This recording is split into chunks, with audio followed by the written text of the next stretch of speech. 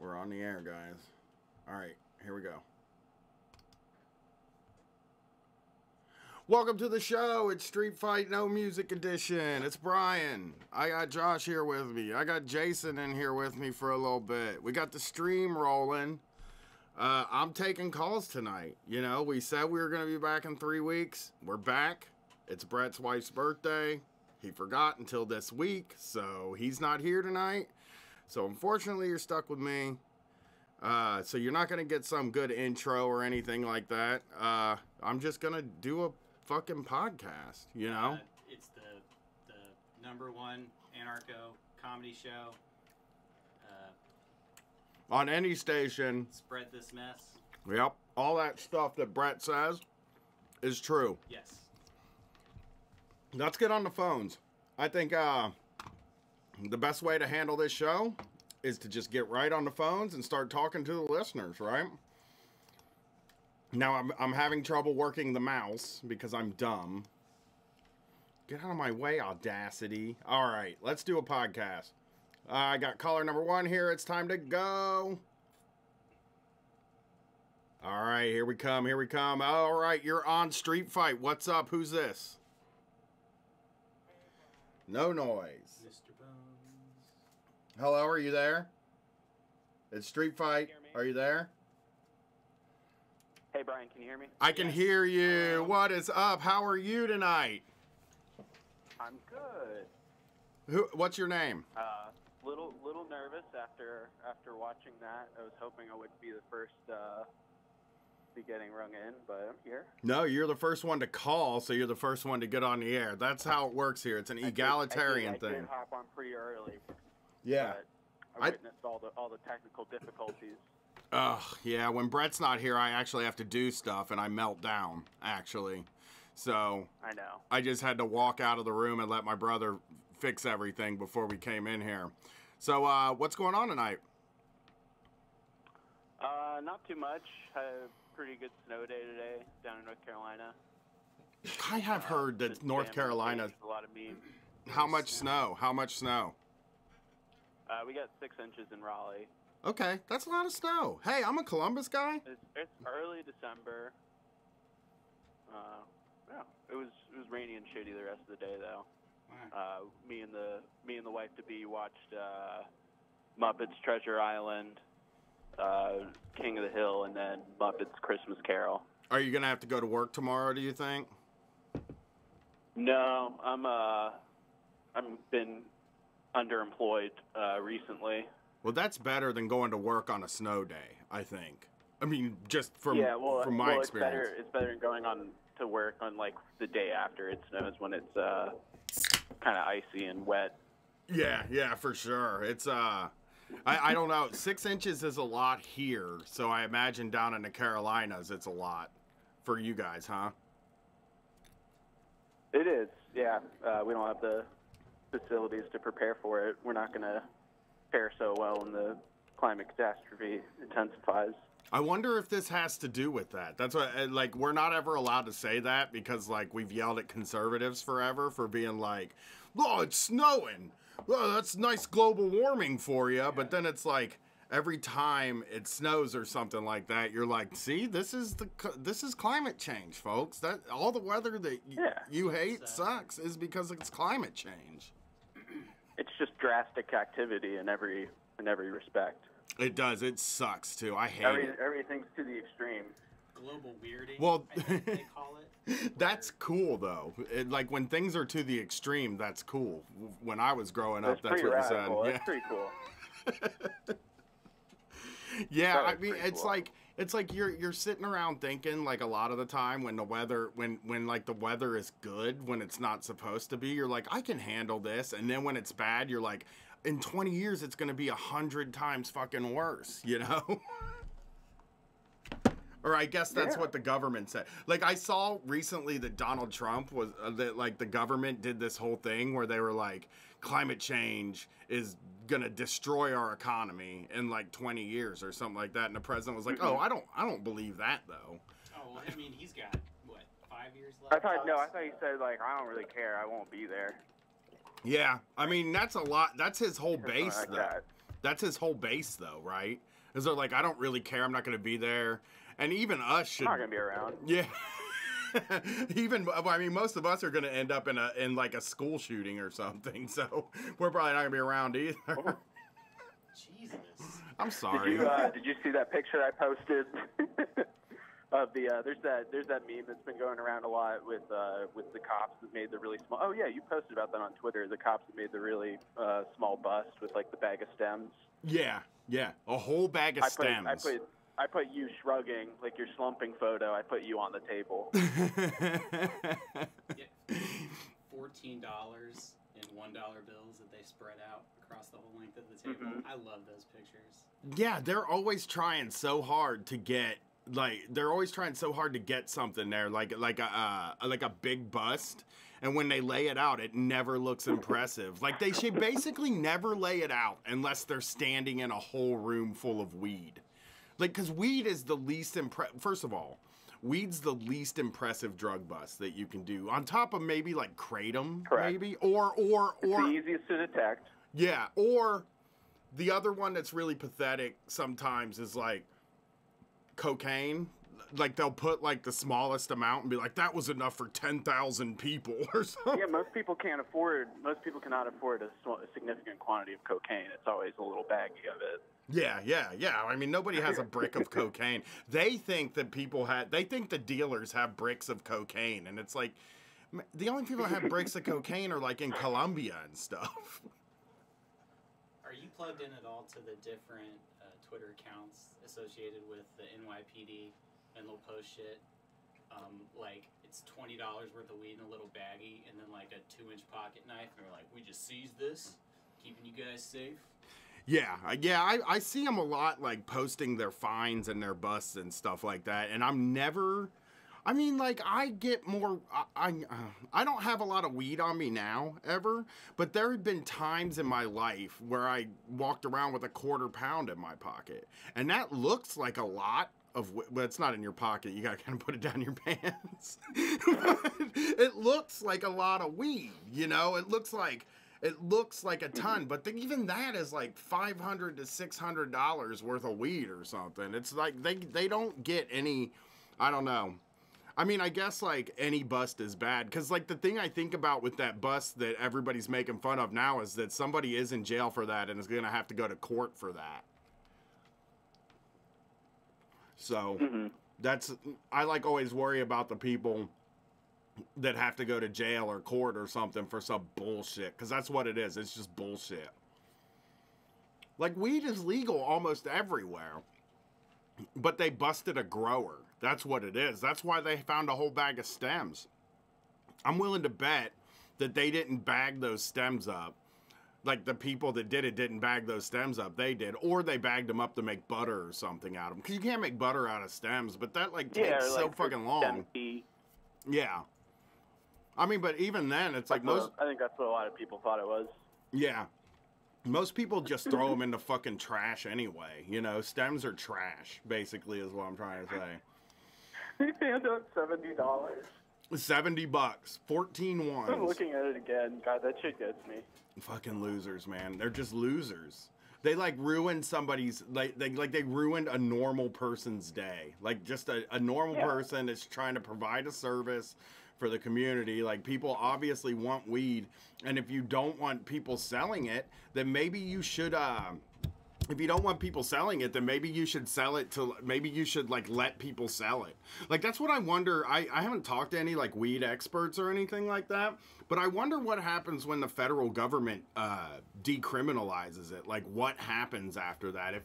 If the federal government... It'll be on a state-by-state basis. Yeah, but I even wonder, like, if once they deschedule it, if some people in some states aren't just like, fuck it, I'll open a dispensary and just see what happens, you know? Like, because I can see...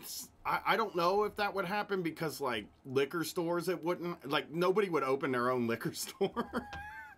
But it would be cool if somebody opened their own liquor store. But, like, it would be nice if they descheduled it. And then, like, I would feel like the next step would be to try to get really liberal weed laws. That's what I want, weed laws where I can grow the shit myself, you know? It needs to be at the gas station where they keep the lighters. Like, you walk up to the cash register, you know, they have the gum there and that stuff. Like, oh, you know, I'll take a little bit of this. I mean, some of you know where you should have to get your clone? Some of the post office. Yeah, that would be nice. A post office little weed section, just so you can set up your own thing. Shaved, get a clone. Yeah, hell yeah. You can take a little class there. And you know what? You can take a class at the DMV. Yeah, a class on how to grow. Mm-hmm. I want postal banking and postal baking. Yeah, right. Postal baking, baby.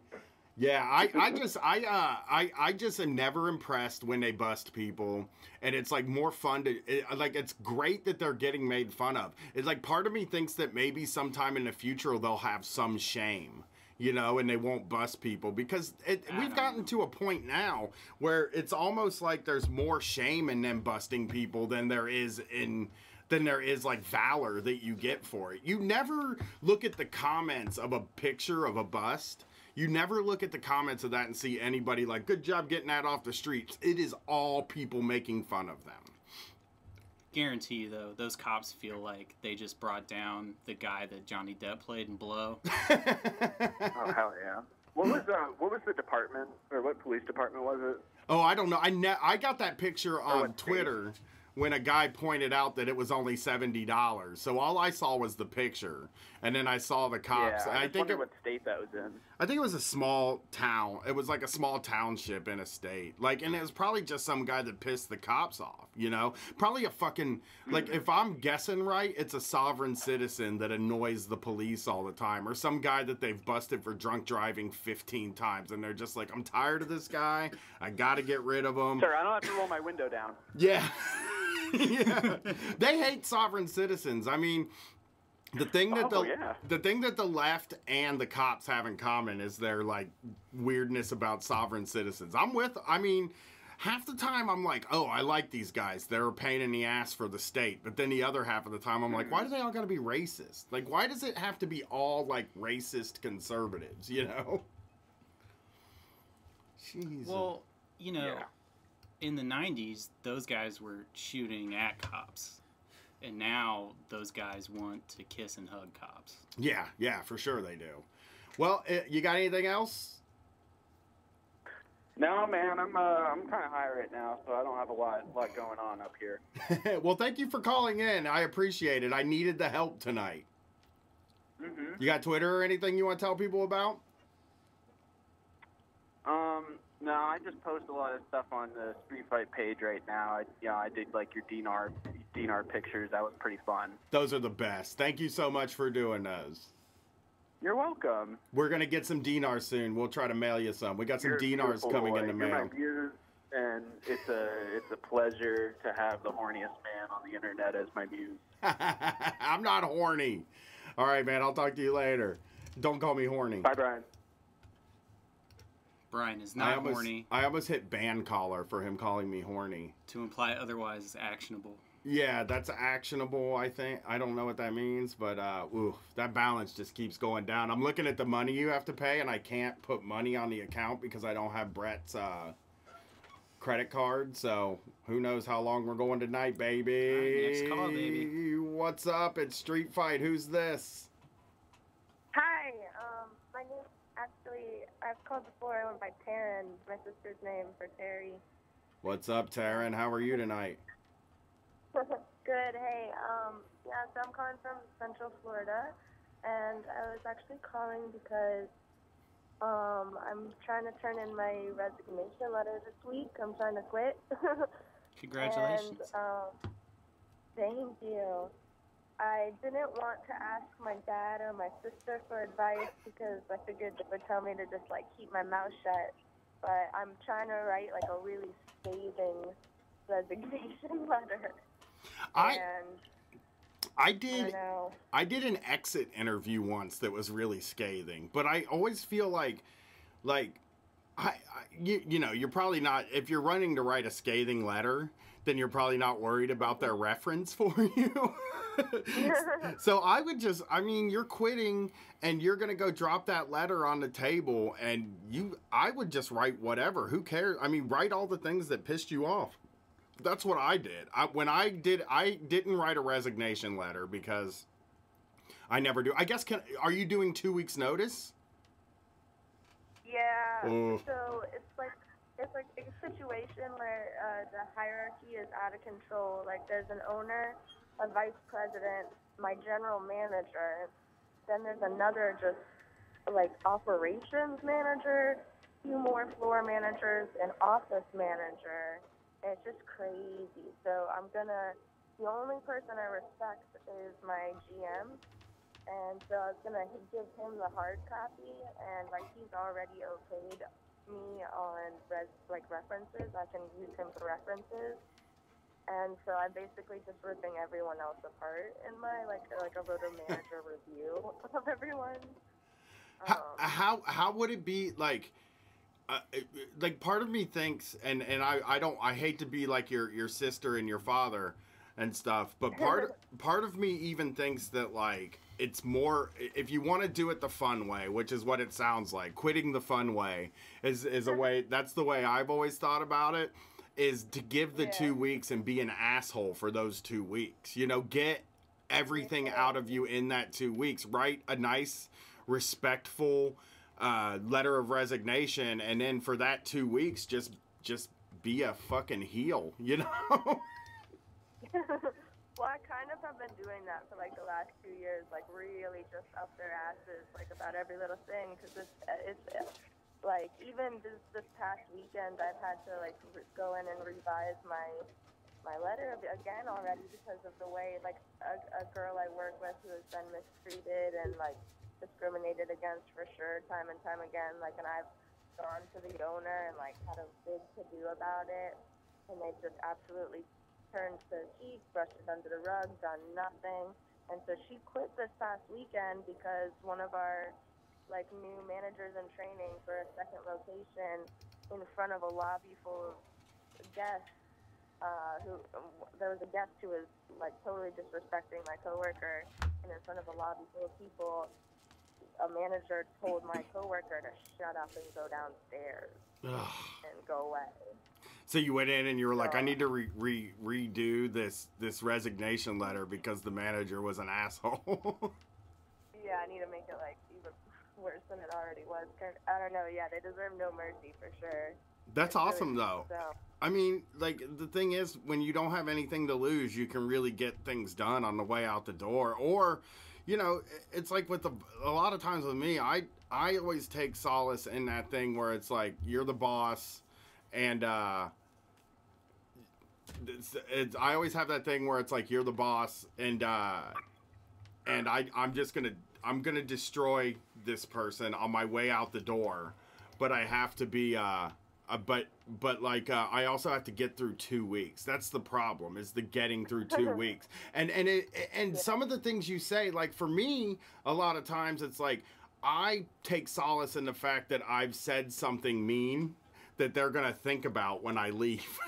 You know what I mean? When they lay their head down on their pillow at the end of the night, I've said something that made them probably think, you know? I think if you put stank on it, on the letter, then they might kind of immediately detect that hostility and kind of, you know, tune it out. But if you want to really hurt their feelings, maybe be kind of measured and calm and collected, like try to, I guess, I don't know. I'm trying to when think, you say like the hostility, like they'll say that you were hostile the whole time too, because that's what happens when you leave a job a lot of times, is they just start bad mouthing you when you leave, like they were never good anyway. Yeah. You know, they'll give you, oh, she never liked this job anyway, she was never good anyway, which to me is like, then everything you say, they kind of take it away. But then again, it's like you deserve satisfaction. Like there's only 2 times you get to really be who you are at a job, and that's 1 when you put in your 2 weeks notice, and 2 after you've stopped giving a shit. Like if you had already gone through a phase where you had stopped giving a shit, then you know. But I just say go through that 2 weeks and just have fun. Just do all the fun stuff. Place on fire. Yeah, I've been in a unique position kind of where I actually like I'm a crossover, kind of like a mid-management position situation where I cross over between like working on the floor and working in the office. So I actually had to train all of our new managers. So they're in like this awkward position where they kind of kiss my ass, even though they technically have a higher position than me, which is another thing that is like so fucked up. Like I'm a 24-year-old girl, and so rather than take me seriously and promote me to being the floor manager, I really feel like they just went out and hired some beefy bald dudes who are older than me because they think that they'll be taken seriously, you know? So. Yeah, I mean, I don't know what it's like to work like as like a woman at one of these places, especially somebody in authority. But I do know that after talking to my wife about her job, and she kind of feels like she doesn't really want authority, you know, because she's worried that she's just kind of worried that people won't listen to her, won't respect her, things like that. So I definitely, I wonder. I'm sorry, I'm putting more money on the account here. All right, yeah. There's an account here that you have to, like, in order to do the call-in show, we have to pay to do it. So I have to, like, put money in it, and it didn't have enough, and I'm watching it go down. So it's going down really fast. It seems to be. Bless y'all. Yeah. All right, well, hopefully the next time I call in, I'll have, like, a glorious quitting story. Throw something at somebody. That's what I did when I quit, and it was wonderful. I hope so. We believe in you. Did you say vomit on someone? Well, throwing up on somebody works too. I just meant throw something. I threw salad dressing at a guy. Oh God, yeah. I don't want to vomit, but Is there some kind of like a break room fridge where people put their lunches? Is there something like that there? Oh God, I don't even want to talk about it because it's actually like a world-class like wine and cheese shop, so the cheese situation is disgusting. You know, maybe cook up some Brussels sprouts for lunch, wink wink, and then just leave them there and don't eat them, and they stink up the place. Yeah. All right, well, I'll get creative. Well, thank you for calling in. Thank you. Bye. Night. Come on. All right, the money situation's handled. I put money in the account all by myself. I don't know whose credit card it went on, but, you know, what are you going to do? It's all in there. The information's in there. Somebody's going to get charged $35. It's not going to be me.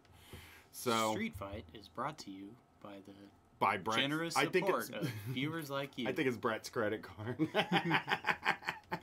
He puts it on here when I'm not here, you know. Let's settle in for a minute here. We like to settle in usually and get moving. I like came right on and started taking calls. I'm not used to this. It makes me nervous to be here without Brett because he's usually doing a lot of talking, you know? I sense a little tension. There's tension. There's tension. Thank you for sensing that. I need to hire a masseuse to come in here when Brett's not here. I think that would be the setup for me.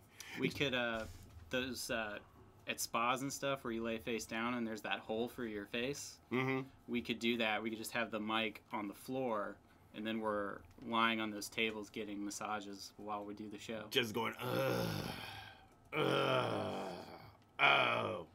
I love this massage.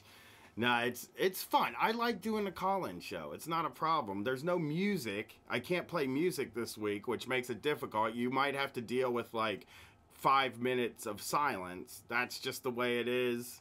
I sometimes need a break. I might take a break. Let's get this next caller on. They've been waiting for an hour. We got callers waiting for an hour, and we're just sitting here goofing off, Josh. What's up? It's Street Fight. Who's this? What's up? It's Casey from Michigan. What's up? How you doing up there in Michigan? The legal weed state. Do you guys have legal weed yet? Pardon? Do you have the recreational weed yet?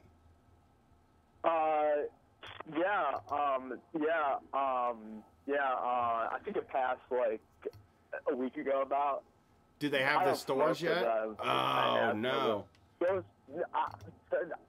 I don't know, actually, because I'm up north in the Northwoods, all that stuff, so yeah. Okay, well, what's going on tonight? Not much. I had a band concert this afternoon, so that was tight. I'm just chilling in bed. I got on the queue at like 10:30, so I've been, scrolling Twitter, checking out the Street Fight, the Discord, all this. Are you in a band? All that stuff, You're in a band. Is it like a marching band concert or like a band? It's so basically it's a college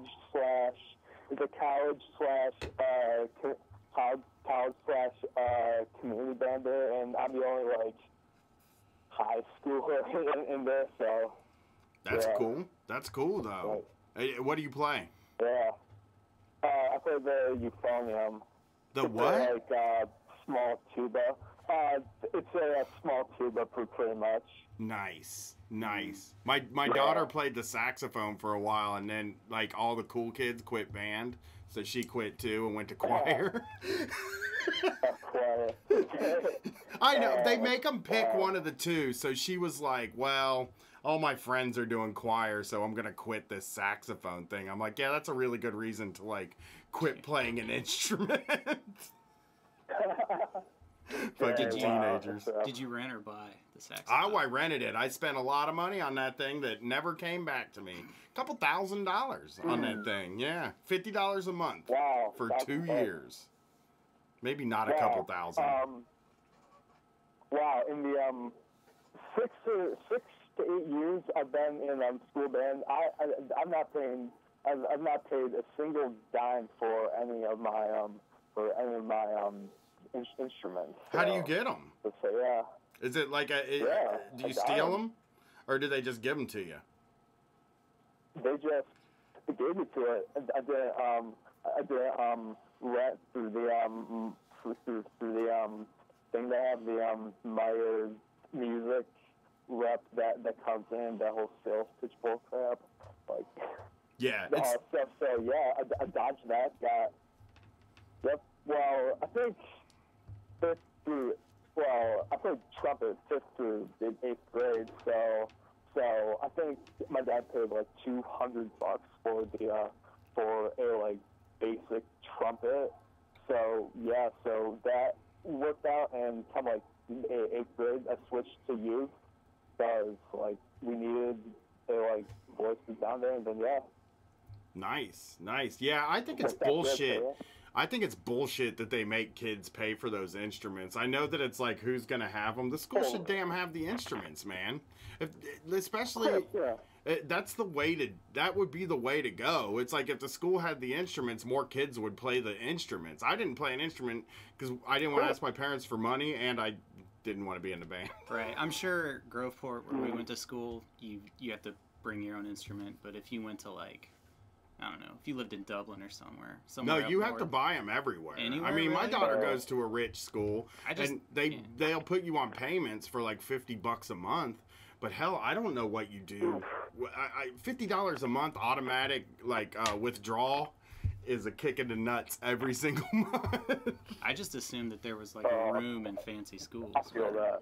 Yeah. Well, I was in my brokest time when she started. Like I was still in college when she started playing that instrument. It was like $55 a month coming out of the account, and it was just killing me every month. I'd just be looking at it. I can't tell you how many times it overdrew my bank account because I just was like not paying attention. I didn't know what day it came out, and then one day it's like, oh, there went $55. Time to figure out how to live. Well, hey man, thank you for calling in. Thanks, man. Yes. All right, you got a Twitter you want to say? Appreciate it. You got a Twitter you want to say?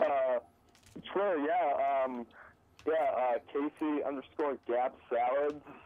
I'm Street Frog Radio. Cool. There, so nice. Well, we'll follow him. He's Street Frog Radio.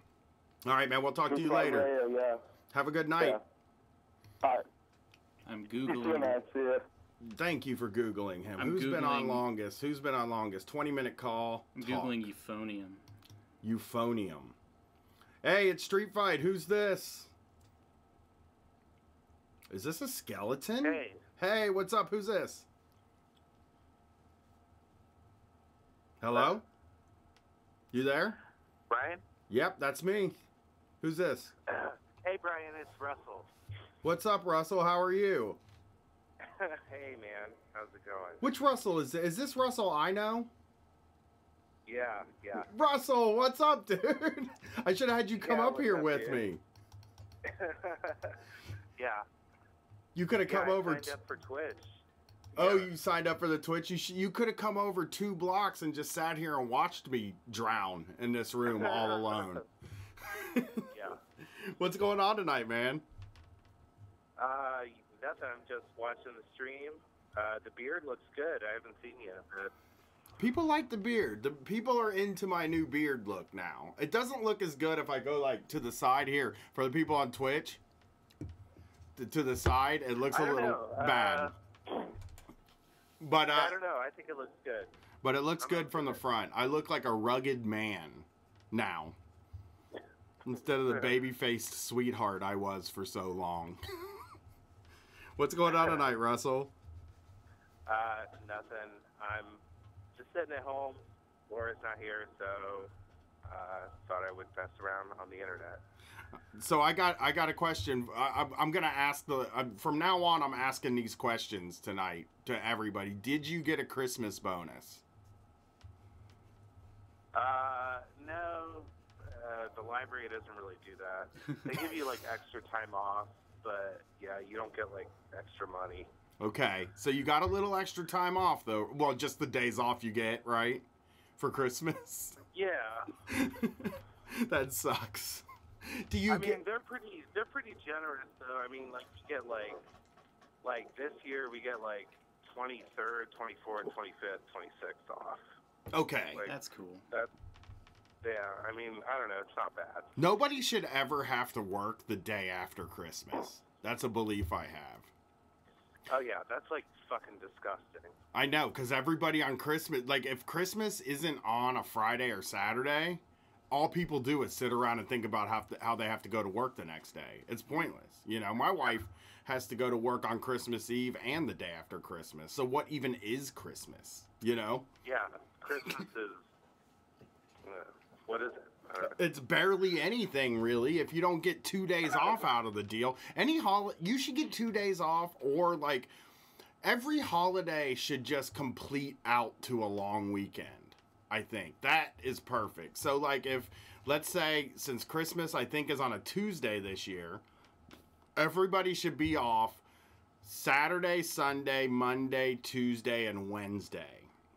And then they can go back to work on Thursday until New Year's. I really think everybody should get that whole week between Christmas and New Year's off, too. Yeah, like Christmas to New Year's should just be, you know. It doesn't feel like a real week to me. And like last year we did a live show that week, which every year we're taking the rest of the year off. And then I get weird and I'm like, we should do a live show that week between Christmas and New Year's, because it feels like we haven't done anything in a while, but we've just done 3 in a row, so I don't think I'm going to get weird like that. and I'm leaving on January 4th for 10 days to the west coast of this fine United States. I will be on tour. You can find all the info online. If you're in Seattle, Portland, Eugene, San Francisco, or Los Angeles, you will get to see me and Brett live. And in some cities, you know, a place like San Francisco, you might get to see some special guests that are deeply tied to the show that are around about once a month that I talk to a lot. Or even, you know, in LA, you might see some guests that used to be around that haven't been around as much that have moved to LA. We're going to do it up this year on this tour for all you people out there on the West Coast. It's going to be fun. Sorry for the plug in the middle of your call, Russell. I don't know how to do that stuff because Brett does it. That was a really good segue. You know, I feel like. So my next question is, Good. do you have to buy a gift for your boss this year? Oh no. No. Have you ever done that? Yeah, I don't know. Like we're kind of touchy-feely at the library, so no. Yeah. That's pretty nice though. My wife had to buy a gift for her boss, and it irritated the shit out of me the whole time I was there. Like she's like, oh yeah, Why? she's like, yeah, we got to get my boss well, she asked for a casino gift card, and I was like, we ain't driving to the casino to get a gift card. That's the weirdest thing I've ever heard. Did she pitch in for... The boss? Wait. The boss is getting a casino gift card? That's what she asked for. That's not what she got. Also, like, the casino has a gift card? I know. I know. I can't, like, you can go in and gamble on a gift card. Like, it doesn't make any sense. But yes, apparently you can drive to the casino and get a gift card. So I was going to do that. But then I said, this is for your boss. And, you know, I'm philosophically opposed to buying your boss stuff. I mean, I sort of feel like your boss owes you something. Like, a cut of the profits. So I wanted to ask you, like you've talked about on the show previously, how much Christmas gives you like anxiety. Yeah. And I wanted to ask, like, what do you think the source of that is? Do you think it's like having a family or like a kid or? I may have figured it out this year. This might be the year I figured it out because we took a bigger cut of the Patreon this month so that we'd have money. Both of our wives' birthdays are this month, and then Christmas is this month. So we just took an extra $1,000 this month, and I'm not having it right now. I'm not having the anxiety. I haven't been depressed this year. I've kind of been in the spirit because there's money in my bank account, and I'm not like, I only have 2 more people left to buy for. I'm not like struggling to get stuff. And I feel fine this year. I feel a lot better this year. But in the past, yeah, I think it was the kid too. I mean, when you have a kid, once they start to figure Christmas out, you know, when they believe in Santa, they believe that all the gifts come from magic. Mm-hmm. So they're not like really careful about what they ask for, you know? And then for the few years after after they don't believe in Santa anymore, they'll be in your stuff. They just think that, like, this is the type of year where I get stuff. So they ask for, like, you know, a $500 camera or something like that. And then, you know, as a parent, you don't really want you don't want to let your kid down. You want to try to make it as great as you can. And, like, I'm not a dumb guy. So I'm not going to go buy my daughter the cheapest camera in the world. I'm going to buy her the camera she asks for. I'm not going to go to like Big Lots and buy a camera that looks like a good camera or anything like that. No, see, that's what my parents would have done. They give me the thing that's like adjacent to the thing that I want. You know, not quite that thing, but. Right, that's what Brett was looking before the Black Friday show, the Make Black Friday Red show. Brett was looking through the catalogs, and he found one that had like an iWatch. It was called something like iWatch Air Touch 5, and it was a watch. It was supposed to look like an Apple Watch, but it had like all the Apple words on it, but it wasn't an actual Apple Watch, and it was like $40. And, I mean, so many kids are getting that this year, and I feel for them. Dude, I saw this kid that comes to my branch, and he had, like, I thought was, you know, an Apple Watch. Sometimes I was like, damn, like, you got an Apple Watch, you're, like, 7. But it was not quite that. It was, like, it lit up and, like, did all the apps, you know, like, showed them. But, like, when you clicked on them, they didn't really do much. Oh no, I saw a woman at Target. I think this is going to be on the basement show maybe, but I'll just say it here. I saw a woman at Target who went to buy she had bought something at Target earlier in the day on Black Friday. I went in there to get a charging cable, and she was just fucking handing these guys in the electronics section their ass about a tablet that she'd bought earlier in the day that was like trying to charge her for Candy Crush. She was just so fucking mad about this thing she bought for like no money, you know, like you bought a tablet for $60 and you expected it to do something. It's like the Target is never going to give you a deal like that on something good. Yeah. That's like, I mean, like, I deal with that shit all the time at the library. Like, someone's grandma or grandpapa, like, they got gifted a tablet over Christmas, you know, and it's like they come to the library to like figure out what it is, and I just feel bad the whole time, because it's like, by giving them this thing, you've actually just like fucked their life up, like, in a small way. You've scared them away from technology for sure. You know, do you remember when they were selling?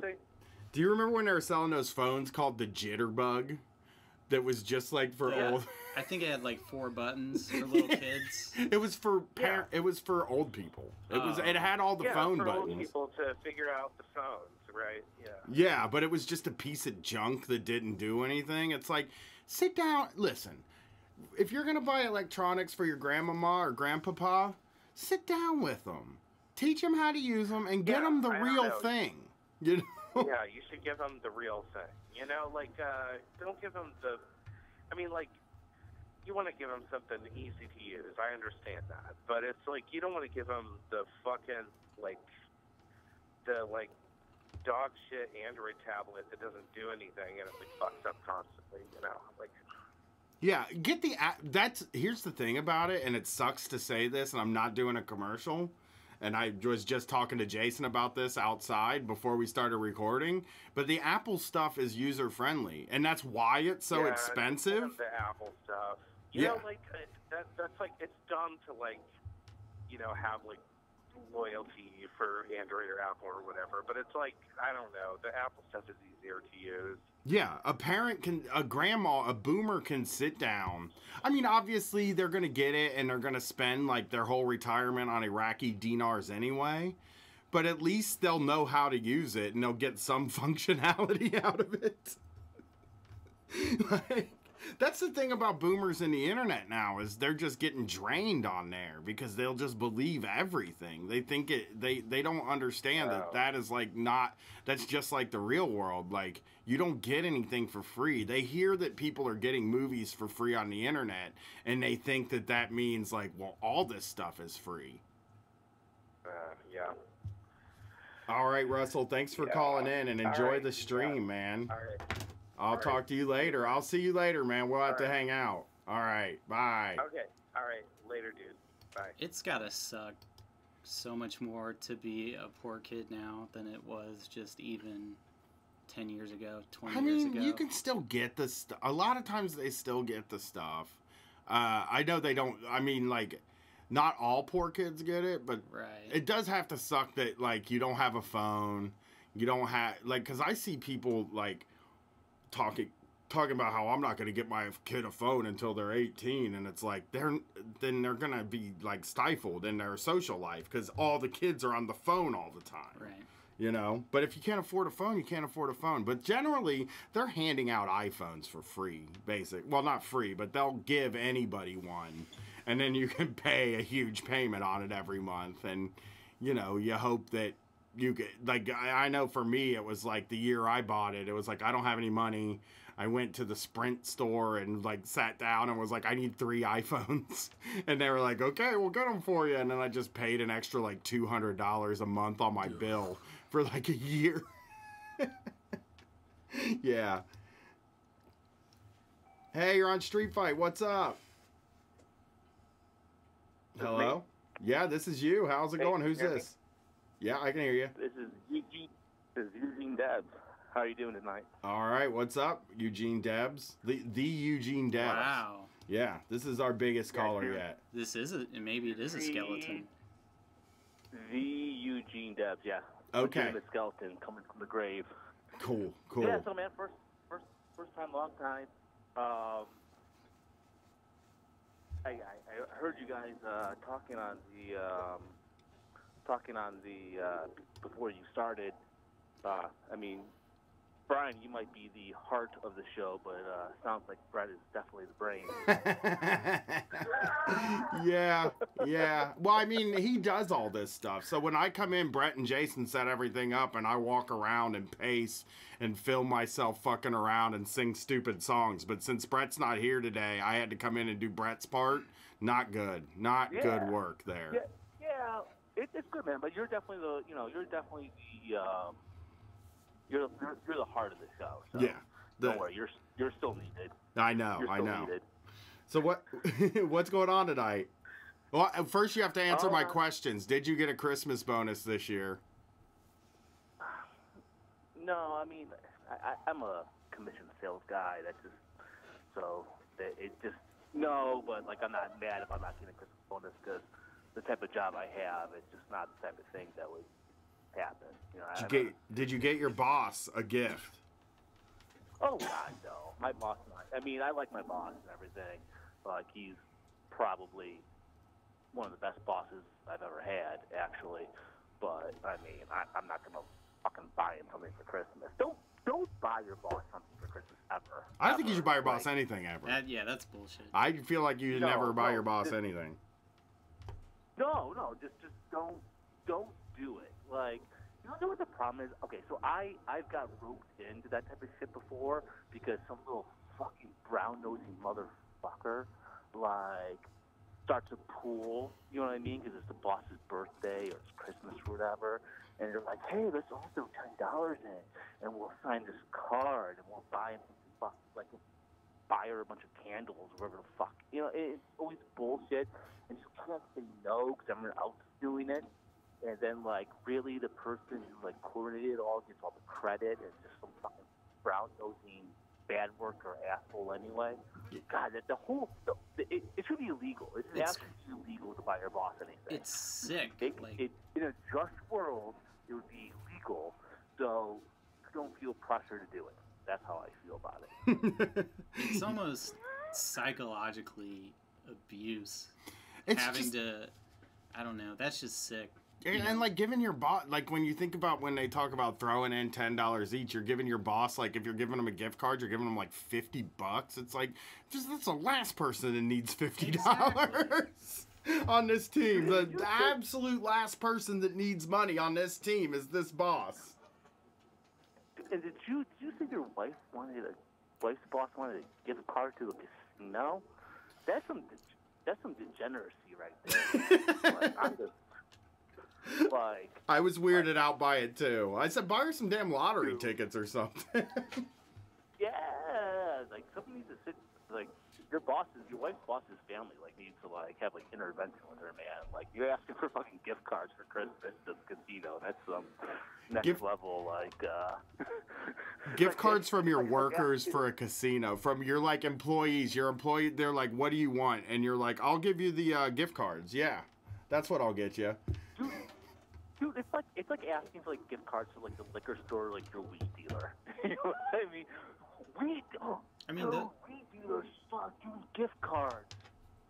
If weed dealers were smart, they would have like, I don't know, like if you had a group of friends before who all had the same weed dealer, you know, if there was like 15 of you that all used the same weed dealer, if that weed dealer was smart, he would start doing fucking gift cards. Right around Christmas, at least. Like right around Christmas, if you took gift card, we did at the Cleveland show. Somebody paid for a Gumball shirt with a gift card. Oh, really? Yeah, they were like, they're like, "Can I give you a gift card somebody gave me yesterday?" And we're like, "Sure, like I'll take that. It's $25. I don't care." What kind of gift card was it? It was like a Visa gift card. It was like that is basically handing money to. I mean, it's how people like hand you money without actually handing you the cash because they think cash is tacky, you know. But they still just give you a Visa card. They just get Visa a cut out of that deal. What would be really tacky is leaving. You should start taking. Like store gift cards. Like if the shirts are $30, you should ask for like $40 in like Best Buy or like, you know, especially right after Christmas when you guys go out to the West Coast, you know, like people are gonna get a bunch of bullshit like Best Buy or Home Depot gift cards or whatever, you know. Yeah. Just add like 25% to the cost of the merch and just take like all those store gift cards. Because I mean, you got kids and all that kind of stuff. And, like, I mean, I'll do that. I'll take a gift card. If you want to bring your gift cards in, I'll give you a better deal than that machine at the grocery store. The real tacky move is to leave 50 cents on that thing and then walk up to Brett at the Street Fight show. Like, hey, can I give you a gift card? That'd be some next level dirtbaggery. That would be kind of cool if they did. If we got took like that, that would be fine with me. That's the culture we've created with this show. That I'm okay with it. It's a hustle. You'd have to respect. Well, no. I gotta tell you, I would like you guys would be making that chapel money before like I'd be okay with people pulling that shit on you. You know what I mean? Like if you guys were pulling, 6 figures on your Patreon, like then sure, like take you for your T-shirts or whatever. You know what I mean? When people steal the show, I'm always like, I always have a little bit of respect for them because I'm like, damn, that only costs $1. The bonus shows, when people are like, yeah, I have to steal the bonus shows, I'm like, I'll go for it, but it's $1 a month. There's some trouble going on here. Like, we live in a fucked up world if $1 a month isn't doable. I mean, yeah, okay, but I mean, you've been at a point in your life where you'd be concerned about having that money come out of your checking account on a regular basis, though, right? Right. Yeah. But Patreon, it just comes out of your there's definitely this point in my life where I wouldn't want this dollar coming out because that dollar might cost me $35. Right. You know what I mean? Yeah, I agree with you. I'm the same way, man. There were times in my life where I didn't want a $5 recurring charge. If it was like I'm gonna get like Netflix was too hard for me to keep going. That was like when I first started to feel semi-successful was when Netflix wasn't a pain in the ass. Like when Netflix came out and you're like, all right, Netflix came out. Yeah, dude, and you're telling your family, hey, man, you want my Netflix? I got like $15 a month coming out of my account. I can handle this. You want my Netflix login? All right. Yeah. Dude, so you guys do not stand in solidarity with people with multiple kids, man. I've been trying to call into this show for a couple months now, and it's just always too fucking late for me, man. Like I got 3 kids, 2 of them are pretty young. Like this is not a show for like parents at all. Well, it is for when you listen. The podcast is still there, but I understand that like the time of this show is fucked up. But it's like really the only time that we won't get the radio station in trouble. They want us on after 10, and they've been airing us on Sundays for a long time. So I don't want to come here on a Saturday night or a Friday night. That would my wife would hate that. So this is like basically the only time we can do it and not get the radio station in trouble. I gotcha. Because we've got them in trouble a few times. We've gotten in trouble a few times. When we used to be on it, when we first started, we were on at 8. And we got in trouble a few times for cussing and not bleeping it because we forgot about it. And then, so people would get mad in the email chains for the radio station. And then they were like, so we'll solve the problem by putting you on after 10. And we were totally fine with it. And they put us on after 10. And then that just that came to the call-in show. It just meant, the call-in show is going to be at a non-convenient time for people to call in. But we usually do okay.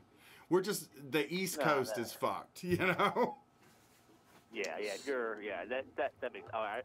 Now that you explain it, I forgive you. Okay. Oh, thank you. I understand that. So you, I'm gonna let you choose your own adventure. I got small business tyrant story. I got a shitty landlord story. Which one do you want? Let's go landlord. I like landlord stories right now. You like landlord stories right now?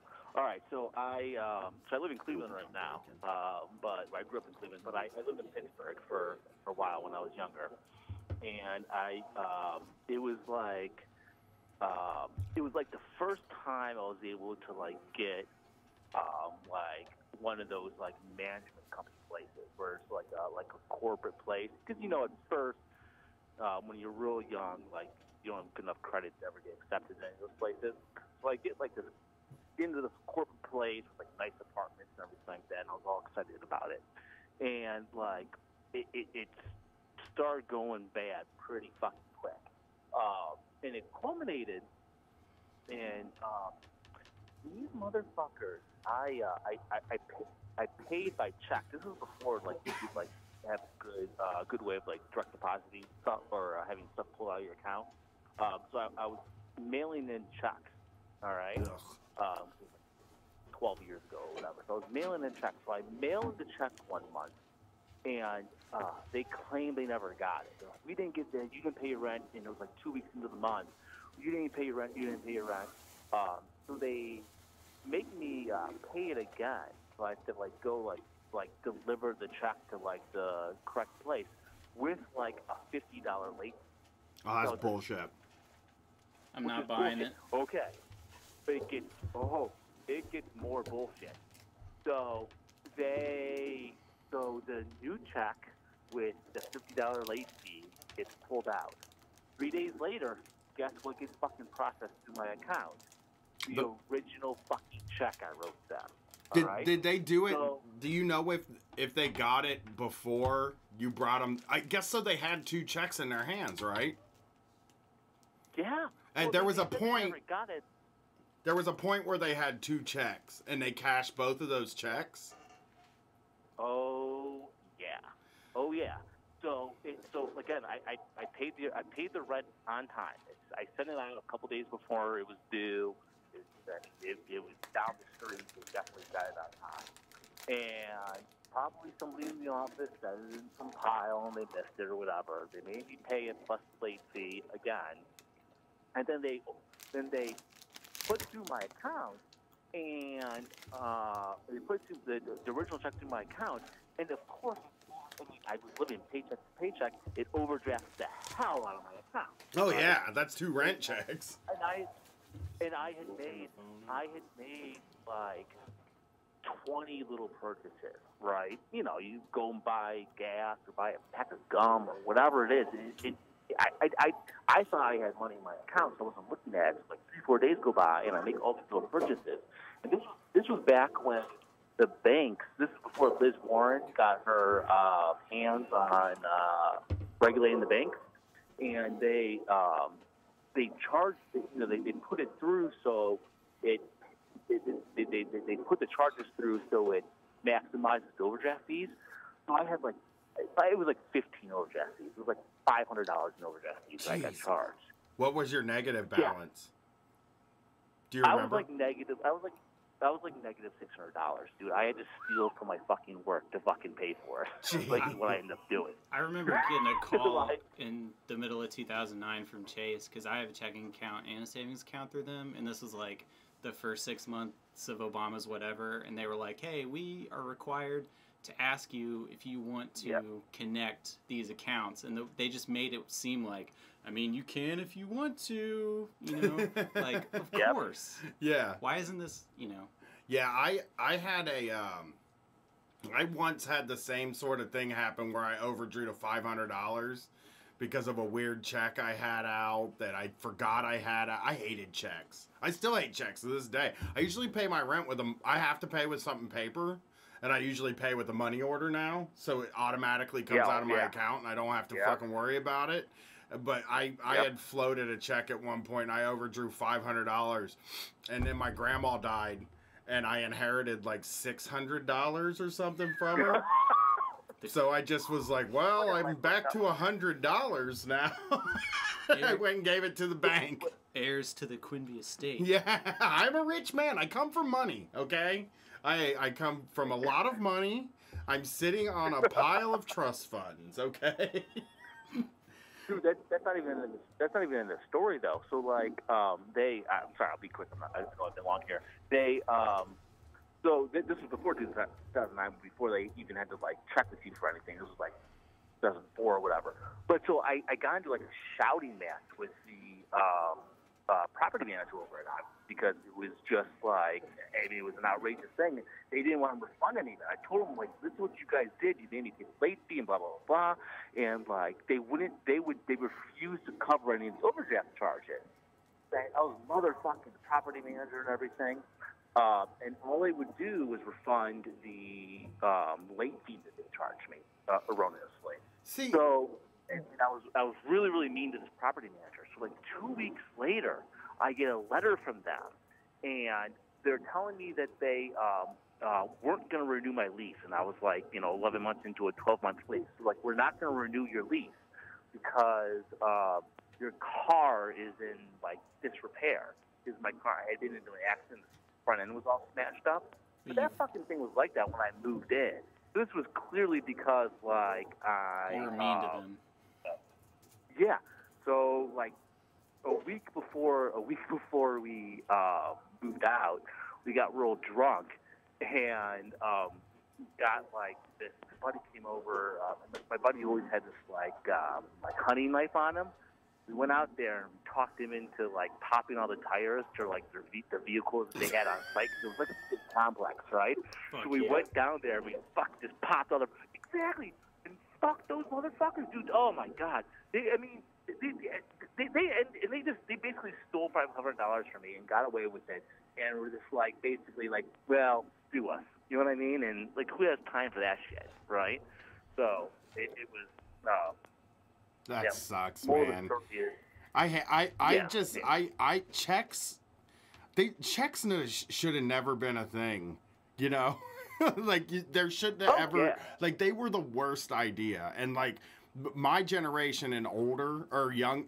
My generation and younger probably were so bad at them anyway. Like, I was terrible at them. I just, you know, they're out there floating around. It's just a piece of paper, and then somebody can just ruin your account by cashing it.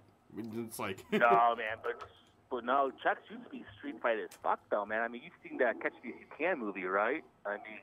Oh, man. That's, have you seen that with... Yeah, I bought tons of... Man, check. I bought tons of cartons of cigarettes with rubber checks, so that is true. Right. Yeah. So, all right, man. You got a Twitter you want to get out there? Yeah, I'm gonna pronounce it wrong because it's like one of those things I've always only read and never heard anyone pronounce actually. But at Reed Protoon, like the French philosopher Reed Proudhon, or you can find. Yeah. Do you know how to pronounce that correctly? Anybody know? I thought it was Proudhon, but... I see the word in my head, but I don't know how to say it. Yeah. But also, more importantly, rather than follow me, get that fucking book called What is Property and read it. All right. It's easy. Read it. All right. We'll take a look. Have a good night, man. Drop. When I lived on Guam, I knew this guy who would go out on the weekend and fucking light the strip on fire and then call the bank on Sunday morning and say... There's something in the next zine about that. Someone stole my credit card. There's something in the zine about a guy who was like, my card's about to expire, so he took it to a place and he left. And he just partied all night and he just left the card there. All right, let's get this next call, and we're going to take a break where you people are going to get a moment of silence because I can't play any music. Hey, it's Street Fight. Who is this? Hi, Brian. It's Kath. Kath Barbadaro calling into Street Fight. How you doing tonight, Kath? Correct. I'm good. I just recorded my podcast earlier. And, which one? My parents were... Which one? I do too goddamn many. I did What a Time to Be Alive tonight. That's a good... Brett has a T-shirt that he spilled candle wax on, and now Gwen wants to buy a new one for him. I feel bad now. If I'd known, I just would have sent it to Gwen to give to him, but I think we sent him another one. Yeah, we saw that she was he, like the day he got it, spilled a bunch of shit on it. Playing with his fucking candles. He's a weird candle guy. Oh, he's a candle guy? I don't think so. He's a plant guy. Like, he loves plants and candles, and they also burn incense in their house. So, okay, so he's just a sensual man. He is a sensual. You've met him. I mean, he's weird. He's into weird stuff. That's why we make a good team. I'm completely 100% normal, and he's weird. So plants, candles, just the weirdest shit you've ever seen. He's into plants and fucking candles. It's fucked up. So what a time to be alive. How's Russell? I'm just imagining if you guys are opposites, then like your house it's just plain white walls. Well, and, I just mentioned like this. nothing in it. I just had Yusuf Roach on the show. You probably know him from I know Austin. Yusuf. Yeah, I just had him on the third show, and I was telling him how in my bedroom there's nothing on the walls. There's not a thing on the wall. And my wife is always like, we need to decorate the bedroom. And I'm like, why? Who the fuck else is going to be in here? Like, who cares? This is where you sleep. He was like, I feel sorry for your wife in that case. I was just gonna say, I feel like you kind of missed the point of that assertion that you should decorate your bedroom. But I appreciate you sticking to your guns. Well, it just good for you. I see. Maybe you'll disagree with me, but I see the bedroom as a place where I store myself at night. It's like basically a storage room where I go at night and I go to sleep and then I leave. It shouldn't be comfortable. Well, it should be comfortable. It's a closet for people. It's a people closet. Yeah. Thank you. No, I think that is kind of a healthy attitude. Like you shouldn't make your room somewhere you want to stay while you're awake. Right. All these teens on Twitter all day are sitting in their room for the entire day, like eating. They get Grubhub and then they sit in their bedroom. And like I didn't know this until when I went to New York. And the 2 times I've been there and went and hung out at people's houses, it's like those people in that city, you're like, oh, it's the city that never sleeps. They got all the culture in the world there. But a lot of the people really just sit in a bed and eat Grubhub all day. I mean, yeah, you're pretty much describing my day-to-day life for the most part. But it's because we have roommates. So, yeah. You know, like your room is also your only private space in the entire city, really. Right, yeah, you have to make it kind of nice. Like, there's nowhere else you can go to be alone at all because there are other people that live in your home that are not like, I really like my roommates, but if you have a roommate, you always would prefer them not to be there, and they would always prefer you not to be there, and that's the agreement that you have to have. I had one for a while, and like basically all the problems kind of boiled down to like his friends. You know what I mean? Like, oh yeah, or his girlfriend. It's like when his girlfriend was over, I was like, this fucking sucks. I hate this. I hate this. I hated her, and I don't even really at this point now at 39 years old. Like, I don't think I know why I hated that girl so much. She was just there all the time, I think, and I had to go to work.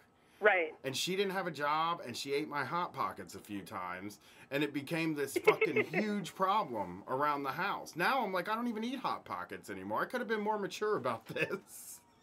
But no, it's that thing of, like, you consider this your space, and then there's someone else in that space that isn't there by your choice.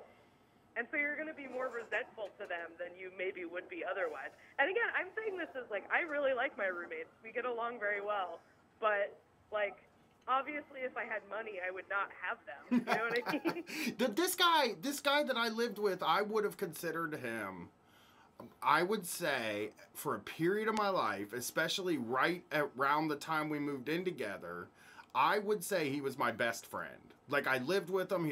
He was the second guy I ever lived. Like, I lived with a buddy for a while, and then he started dating my wife, or my sister, dating my wife. Haha, hello. Don't date my wife. Please don't date my wife, sir. He started dating my sister and moved in with her, so I had to move. That's a bad roommate if they start dating your wife. That's a no good roommate, I think. I'm against that. I don't want that going on. But he started dating my sister, and they moved out, and then so me and my wife needed a third person for.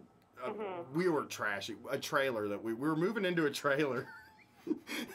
There was already one guy that lived there with 2 kids, but my money and my wife's money mixed together still with his money still didn't pay the rent, so we needed one more person to live in that trailer.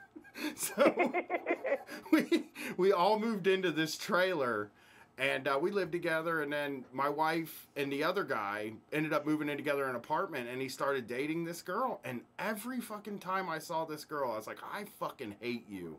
Like, I don't want you. And I was like, it's just no reason for it. It was just hate. I just was full of hate, and I shouldn't have been living with somebody. So now I will never have a roommate. Actually, my sister lived with me for a while, and I think I hated her for a period of time too. I was just like, I hate you. Like, why are you here all the time? Every time I come to sit down, that scene in Friday where his dad's sitting on the toilet and he's like, every time I'm in the kitchen, you're in the kitchen. That's how I felt all the time. When I was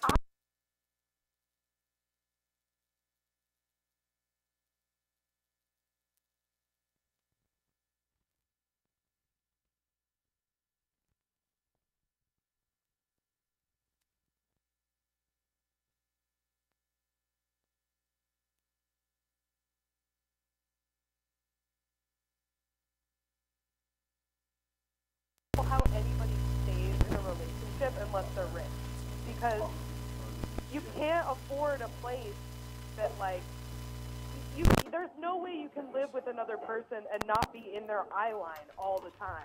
Yeah. Which is like a nightmare. Yeah, and you just, it is crazy. New York is so fucking crazy. It's like, if I thought for real that, because Brett and I always say when we visit places, like, why don't people just move to cheaper places? Because it's, I don't have, everything that's in New York is in Columbus, is what we always say. Like, so we have everything they have in New York, except we have less of them. So all this, so like the farm to table shit, we have those. We have convenience stores. We have delis. We have all that stuff here. But like I do also know that like me and Brett would also be probably, I would put the guess at like 10 times more successful if we were in New York. So it's, and we're lucky, you know what I mean? So I understand why people live there, but I wish the internet would like sort of democratize that so people could really, because like I talk to so many people that live in New York that do want to not be there anymore, you know? Right. And it's the same with people in LA.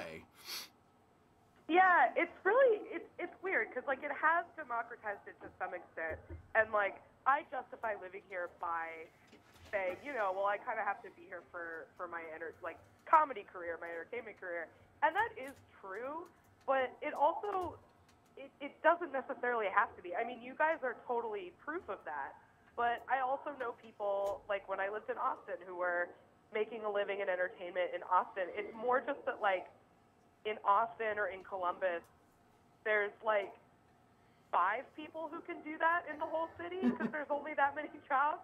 And in New York, there's like a lot more places to sort of plug in and get that kind of work. But like, it's definitely doable in other places. You just have to be more sort of inventive about it, I guess. Right, and your stand-up, you do stand-up too, and that is a thing that, like, you can't do that. So I guess you were doing well in Austin, and you can do it in Austin, and you can't do that in Columbus. You can't have a stand-up career here. We tried, and it, like, is just...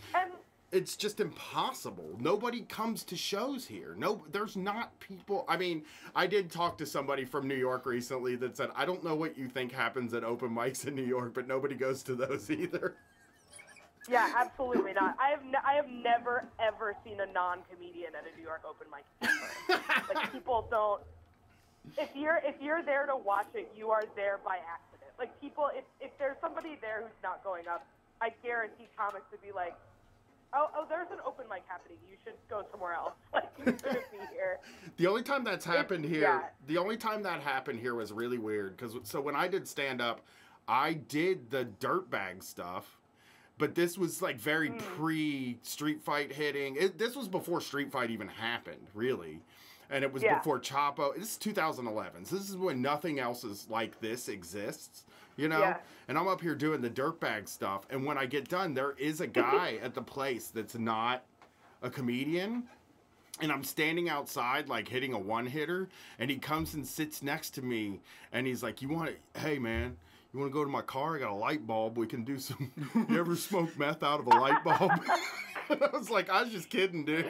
I'm just up there telling jokes. And that's when you knew you were going to make it. It was for you. Yeah, well, we would always get really good reactions from everybody, but the comics seem to hate us, and I always found that really weird. But I think now, when I think about it, it's just like, sometimes, I mean, you know how this is too. Like, for some reason, if you're not like doing funny bones and shit like that in comedy clubs, and you're successful in any way, or you're different in any way, then you get like a lot of resentment. Like, people just don't, people don't want somebody to do it in a way that seems like cheating. And me and Brett cheated. We fully admit we cheated, you know? I mean, I think it's like stand-up, in some ways, like, so stand-up is very formal in a lot of ways. It's like by that I mean there's a very specific form that it follows. It's like a type of rhetoric almost. It's very, very structured. And I think because of that, a lot of people who gravitate towards stand-up are much more conventional thinkers than they want to admit, because they see themselves as creative, and it is creative. But it also is very very formalistic. And so I think if you deviate from that form, stand-ups think you're doing it wrong or something instead of doing something different, or, you know, being more inventive or engaging in some kind of different medium. They're just like, nope, you're not doing stand-up right. So this Right. is bad. How much of that is being a purist in the love of the game, and how much of that is just sour grapes? Like, why didn't I think of Street Fight Radio? I mean, I think a lot of it is sour grapes for sure. I do think some of it is like respect for the craft or whatever, but like, that's stupid. I mean, it's the whole, people always were yelling about this when Nanette came out too, where people were like, it's not really stand-up. It's like, well, it's not. That's like true, and it's frustrating as like somebody who does respect this craft to hear that is stand-up. And like, if you and Brett run around being like, we're stand-up comedians, I'd be like, no, you're not. But like, you don't do that. You do a different thing. There's nothing wrong with doing a different thing, you know? It is hard, it's though. It's still comedy, it's still entertainment. It is hard to explain to, like, a square. Like, not a square. I always say squares. Like, it's always... That's, like... It's so rude of me to say that, because it's, like, wrestlers calling fans marks and stuff. But it is hard to explain... Right. It is hard to explain to somebody, like, they're like, what do you do live? And it's like, I stand on stage and tell jokes. And they're like, so you're a stand-up comedian? And I'm like, I wouldn't say that. I would say that I'm on stage for roughly an hour, and every minute or minute and a half you will laugh. But this is definitely, because it's not, what I do is disposable, and I know that.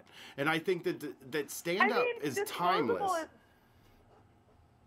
Disposable is one way to say it. I feel like another way to say it is that it's ephemeral. It's like, it's in the moment. It's not like, I don't know. I feel like you're not giving yourself enough credit by saying disposable. No, but I know what you mean.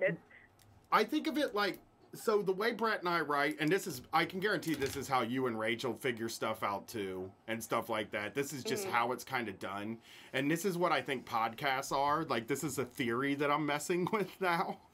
Is that, like, when you decide you're going to do something, you sit and talk to the person that you work with. And you sit down and you have a conversation. I have this concept. It's really funny. Then we sit down for an hour or two, or over a period of time, or we text back and forth, like different like that thought. Just we have a conversation about that thought over a period. And then in stand-up, that ends up being a 2-minute joke. And in this, like a podcast, or what me and Brett do, is that part, like you get the part where the discussion is happening. And I think that's what podcasts are too. And I think that's why people like podcasts, because like they are seeing jokes happen. They're seeing like a joke is being created and happening right in front of you. And like, I think that's what's exciting to people. But I also, that is one part of what people like about comedy. And I think that's like the logical extension of like the comedy nerd thing, you know, like the shit with like Mark Maron talking about the process and all that stuff. The logical or the extension of that is this. And then stand-up comedy is still show business. It's still like, we're going up here and, you know, this is all worked out and we know what we're going to do, and we've perfected this, and this is the finished product. And like, for me, I'm not super interested in a finished product, because honestly, like, I move on fast. Like, there's still jokes that, you know, I like that we have canon to this show, or that there's lore to this podcast. But like the flat earth stuff, like I can mention that on any show and get a laugh. But it's like, man, I have so moved past the flat earth stuff at this point, where like I'm not following it, I'm not reading it, I'm not looking at it anymore, and it's not something that I'm interested anymore. And if I was a stand-up, I'd still have to be sort of working that out, you know, or making that into something real. Like, it was just, and I'm fine with people still liking it. Like, I don't have a problem with that. And I'll still play the hits on stage. I'll still say the earth is flat, or I'll still say barefoot is illegal and shit like that as like a joke. But like I just moved on from it. And I found that when I was trying to tell jokes as a stand-up, that the process of writing them became, to me, like a thing where like I couldn't like what I had done.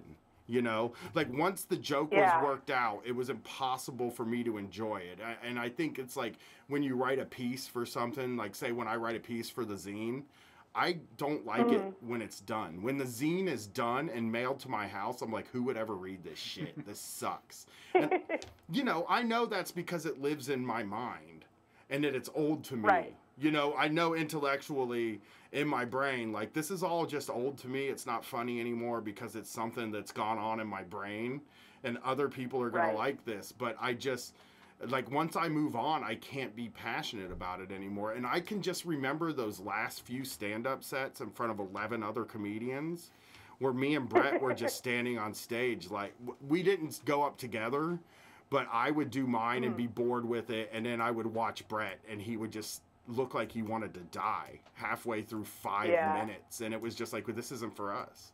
And it doesn't have to be, you know? Yeah, and there is nothing worse than doing a set that you like don't want to do, and it's like you're just like, what the fuck am I doing with my life? Like, this isn't interesting to me anymore. Like, it sucks. And I think there's a couple things. I think that like that is one of the skills of stand-up that I think is like it's you have to learn how to perform, even if you're not somebody who is super interested in the like performative aspect of it. Even if you're like more writing based, you have to learn how to be present while you're performing if you want to be a stand-up. Like, how do I make this old material seem organic, and how do I find something within it, even if it's like a thought I had 2 years ago that I'm like not interested in anymore? What am I interested in today about this? And that is really hard to do, and sometimes you can't. And when you can't, for me, it's like I've definitely had sort of the fire go out of jokes before, where it's just like, this used to kill and it's not killing anymore, and it's because I don't care about it. Yeah. And to me, that is motivation to turn over material. That's motivation to write more. And like when you finally crack something that you've been working on and it finally starts working, like that is the most satisfying thing in the world to me. And you do get diminishing returns on it, but to me, that's part of the whole process of doing it. So like to me, that kind of is appealing. But when you feel like you're in a rut or whatever, like I'm so glad I do all these podcasts now, because like being able to have a stimulating, funny conversation, riffing with people who are funny, like gets that creative fire going in me again, even if I'm like feeling a little bit of writer's block with stand-up. But or yeah, even but I also, if you're in a shitty mood and you like even if you've spent all day in a shitty mood and you don't want to talk to somebody, when you crack the mics, you get to turn into like it turns you into something, at least for that hour, and that's very nice too. it's so nice. Yeah, it's really great. And I mean, like today, we recorded What It's Time to Be Alive today, and I hadn't done it in like 3 weeks because I was like out of town and, you know, whatnot. So I hadn't seen those guys in a while, and I'm sick.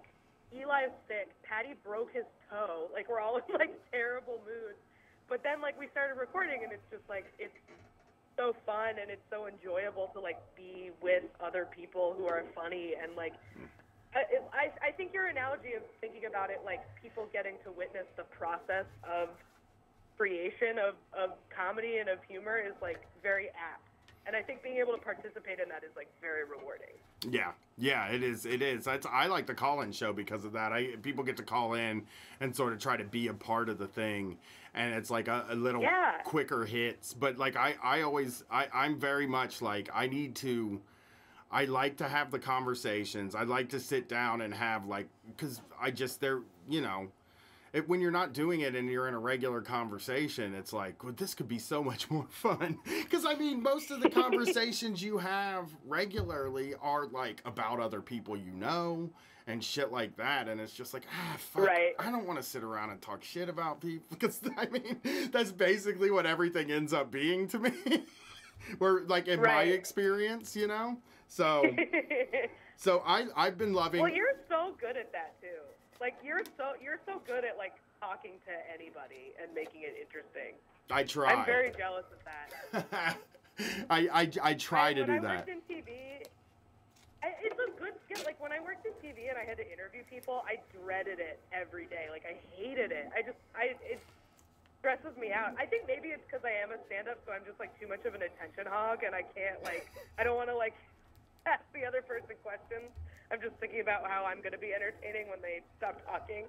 Bad. That's me too. I mean, we did a fundraiser last Sunday for abortion, and we had to interview people on stage, and I was just fucking freaking out about. First of all, you're two guys doing an abortion fundraiser, and we're just standing up there so you know. When they booked us and when they asked us to do it, we told them to make sure they had women we could talk to on stage. And we did. You didn't book an all-male abortion benefit? I feel like that would have been kind of funny, actually. I almost accidentally did, in not all male, but I almost had Johnny come up there with us from Pittsburgh. Johnny is good. I almost had him come up there with us. I love Johnny. Yeah, I do too. He's performed with us. He's really good. And we almost had him come up with us. And then when Brett was like, this is like an abortion fundraiser for the Socialist Feminist Caucus of the DSA in Pittsburgh. And I was like, well, what the fuck did they get us for? But then but I was like, just, can you make sure there's some women on stage? So we just did a half hour of Street Fight material to get people in the door. And then... you know, people come in and our shows are so fucking weird anyway. I still get DMs about the one we did with you and Rachel where they're like, you guys must have worked on that thing for a year. And it's like, okay. Yeah, it was very hard. That makes me really happy because, I think we talked about that for maybe half an hour before we did it. They don't here's what they didn't understand. I'll let them peek behind the scenes here a little bit. It was a fucking wrestling angle. So there was already a template, and we were just able to lay a template over a wrestling angle and just do it in an hour, but it was fucking sweet. But I remember after that, people were like... awesome. It was so much fun. Yeah, we got to do more of those. I want to get you in Columbus so bad. I can't believe you haven't performed here yet. I would love that. I would love to come in Columbus. We'll talk about it. We're touring with people awesome. This year. I'll say this on the air because I think it's definitely going to happen. We're going to tour with people this year. So you're going to be able to see us with other shows. And, of course, you and Rachel are on the list of people we want to ask to do that. Yeah, we would love to do that. That sounds super fun. And, obviously, Kath, I'm going to see you in WrestleMania weekend. Hell yeah. I've only bought one ticket. What for so far? Just Spring Break. That's it. Nice. Brett bought the tickets. Brett loved Spring Break. It was like a transformative experience for him because we were on mushrooms. So I remember you guys were having a great time. It was very, as someone who was not on mushrooms, it was beautiful to witness. So we are going to that, and then I think if you want to follow us around, I think I'm going to buy tickets for DDT, and I'm about 99. I'm positive I'm going to go to AIW, and nice. I want to see if I can get some people that don't normally go to wrestling to go to a deathmatch show if there is one, because I think that would be fun. If I can get Will Menaker to go to a deathmatch show, it would make me very happy. Oh, that would kick ass. Well, I will definitely see you at DDT. We have tickets for that one. I'm excited. Hell yeah. Well, thanks for calling in, Kath. It's always good to talk to you. And I will get a hold of you again. I think me and Kath might do a third show soon for all you people, but it won't come out till fucking February, so guess what? You're still going to wait. Well, thanks for calling, Kath. It's time for us to do our moment of silence. Good to talk to you. Bye. Bye. All right, listeners, I'm going to have to take a break. I'm going to come back, and I'm going to take a bunch of calls. You still got an hour and a half, so if you're on hold, we'll probably get to you, I would imagine. And I love you. Just don't leave because it's silent, because I can't play music. I don't know what to tell you. I'm sorry.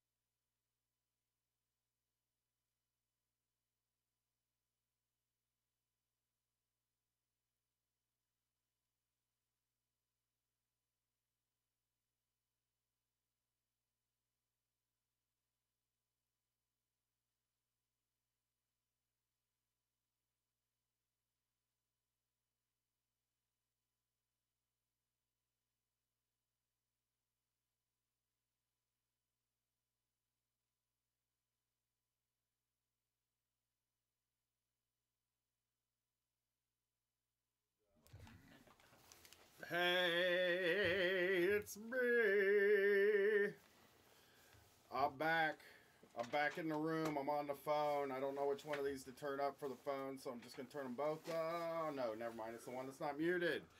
All right, you're back on Street Fight, the show about bosses and shit. Let's get these calls. Let's get this bread. Hey, what's up? It's Street Fight. Who's this? Hello? This is Robert. Who is it? St. Louis. What's up? How Robert, you doing? St. Louis. I won't look down on you. I'm doing great. I won't look down on you for being in St. Louis. Yeah, I feel you. I was actually the submarine guy that called in a couple weeks ago. Oh, hell yeah, hell yeah. Did you make it to the show out there? No, I didn't, but...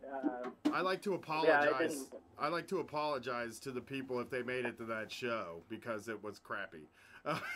Yeah, from what I heard, I'm glad I missed it. Well, like not so much that I missed you guys, but you know. We'll be back and we'll do a real venue next time. We're not blaming the city for that. It actually was a really good turnout. It was just the way everything happened. It was just not an ideal situation for doing a comedy show.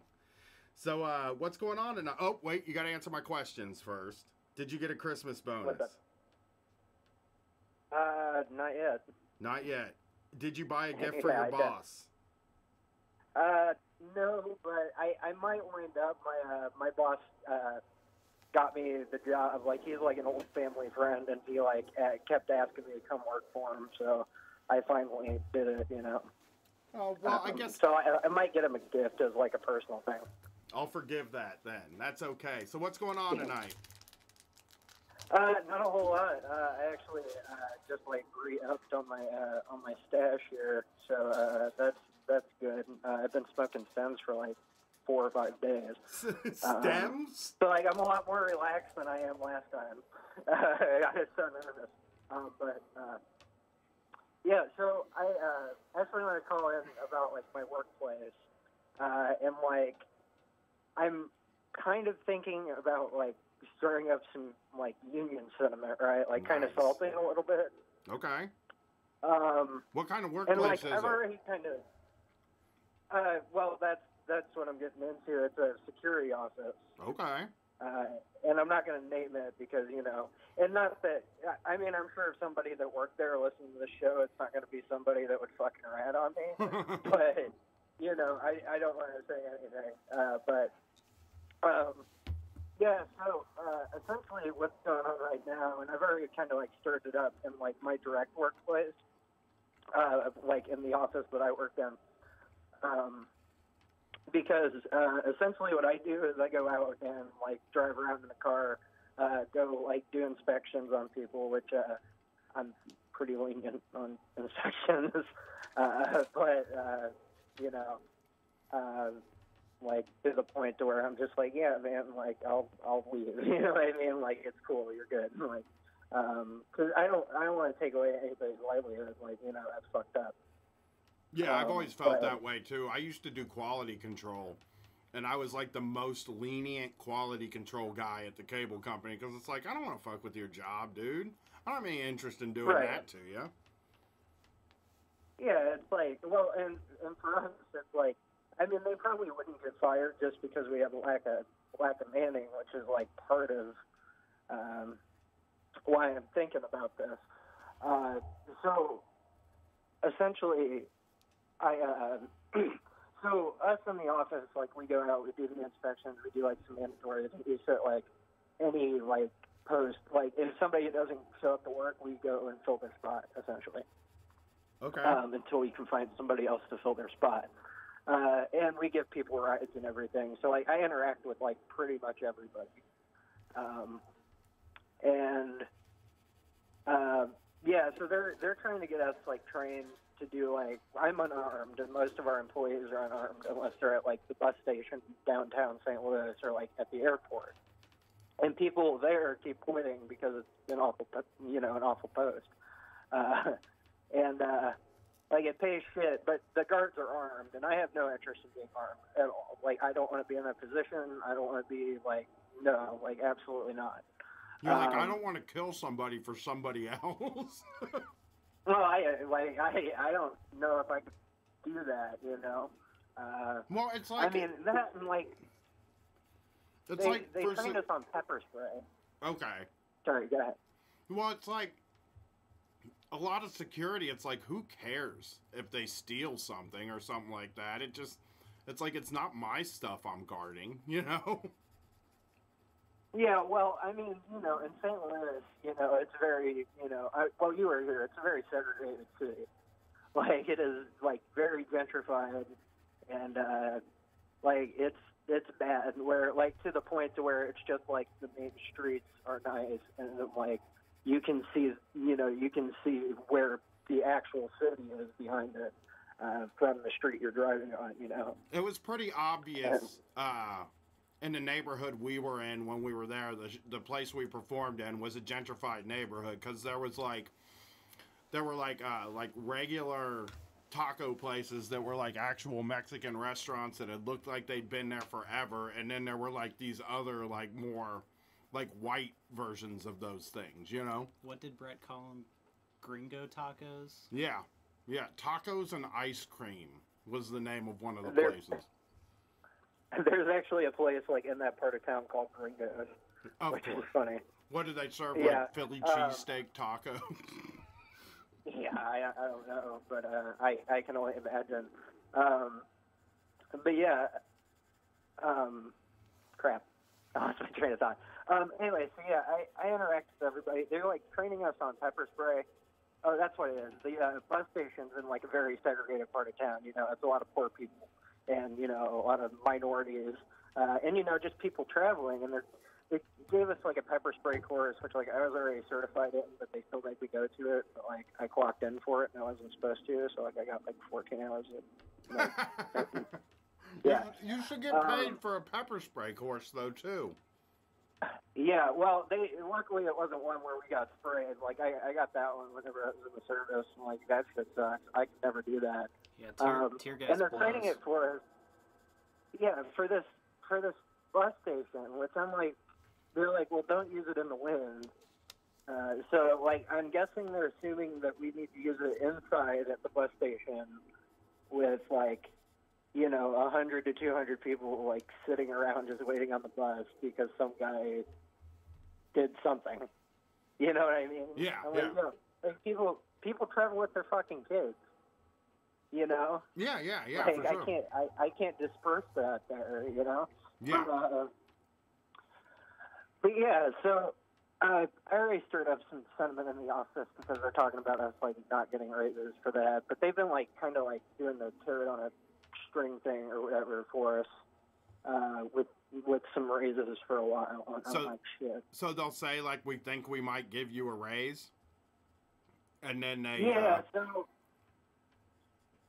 so I guess I work for the actual company, and then the officers that we have like they work for us, but like they're contracted out to the site, you know.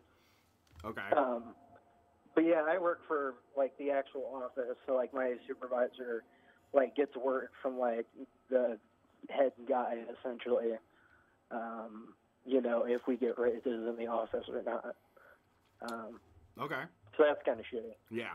But yeah, I mean, I'm not holding out for anything. But I'll tell you what, if they get me armed and I start going out there and stirring up some sentiment, you know, we have this lady named Barb, and I'll tell you what, man, if you talk to her, she would break your heart. 'Cause she's about 68 years old, I want to say. She's getting Social Security, and then she's worked for this company for 16 years. She lives in like this torn down house on the border of St. Louis. Like it's really small. The city keeps like fucking her because she's like in a flood zone, but she lives on a hill. But like the way that the flood zone line is drawn, they're trying to get her like flood insurance and shit. She got robbed like one time because her engine she blew a tire and had to get her car towed. She didn't have a spare, and then some guys pulled over and robbed her. She has the worst luck. And she's worked for the company for 16 years, and makes $11 an hour. Jesus. Jeez, man. Yeah. I mean. Yeah. $11 an hour. And yeah. How many years? 16. What do you start out at, if you don't mind me asking? I make 14, and like I came in and I said I'm not going to work here for less than that, and they were like, oh, okay, you're qualified. So she probably started when they were paying like nothing anyway. Right, exactly. And like, I mean, 16 years. She probably got hired on making $11 an hour, and like that was pretty good money like 16 years ago. Right. You know? Is it like when your reviews come, do they just say we don't have money for raises? I don't know. I've only worked here for about 5 months. I'm not sure. Are you worried? So like, what sort of steps are you prepared to take or thinking of taking? Well, so that's the question, right? Because I could probably do it in the office like pretty easily, as long as I like keep it under my direct boss, and like if I run around with a petition, essentially to everybody, every post, kind of go out there and feel them out that way, see how they would feel about their work conditions and everything, and be like, hey, I'm thinking about doing this. I mean, I would go as far as striking, but that's a hard question to ask because our people are contracted out. Right. So I don't. Well, so I don't know if people I don't know if companies would, or the people that were contracting out, if they would cut ties during that. I don't. I don't know exactly how that would work. I mean, I've thought about, essentially every year that you work there, they can match, give you a 75-cent raise on top of what the site's paying you. If the site wants to give you a raise independently, that's fine. But you're a Wayland employee, and we should be paying you, I sort of think, maybe I heard that. Sorry. Yeah, whatever. It's fine. Like I said, I doubt anybody's going to talk. Right, I sort of think, I sort of think, in your situation seems like the perfect kind of situation to do that IWW-style organizing, where it's like, what's the problem? We need raises. It's not so, maybe a union is impractical, but if I can go around and have conversations with the people at different posts, and I can say, I make this much, because you can be, you're allowed to be upfront with what you make at a job. That's not against the law or anything like that.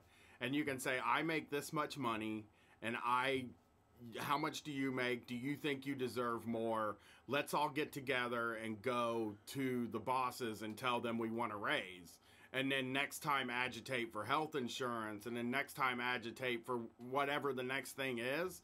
That might be your best bet, because if you're working in a weird situation and it's just who's contracting who, then there's nothing you can then a union is almost like an impractical thing. Now, I'm not an organizer or anything, and I'm very curious about what it takes to kind of get started and what the process if you're an organizer out there and you ever want to call into the show and explain to me what it's like to talk to people about starting a union, I would be seriously interested in that, because I don't think we've ever gotten that perspective on the air, and I don't think we've heard a lot of people talk about that. So I would definitely be interested to hear that. And I don't know what the best course of action is, other than agitating for specific things, not a union. Because when you start saying union, those people, the employees are going to be scary. They're going to get worried about it. And then the bosses, you're basically putting yourself in a situation where you're going to fight, Yeah, well, and that's a difficult thing, right? Because I've already kind of done the agitation thing a little bit. Whenever I give people rides, I'll kind of fuck them up, be like, yeah, dude, they hired me at 14. What are you making, And they'll be like $9.50, and I'm like, oh shit, yeah, no. I was like, have you thought about moving around or anything? You're asking for a raise.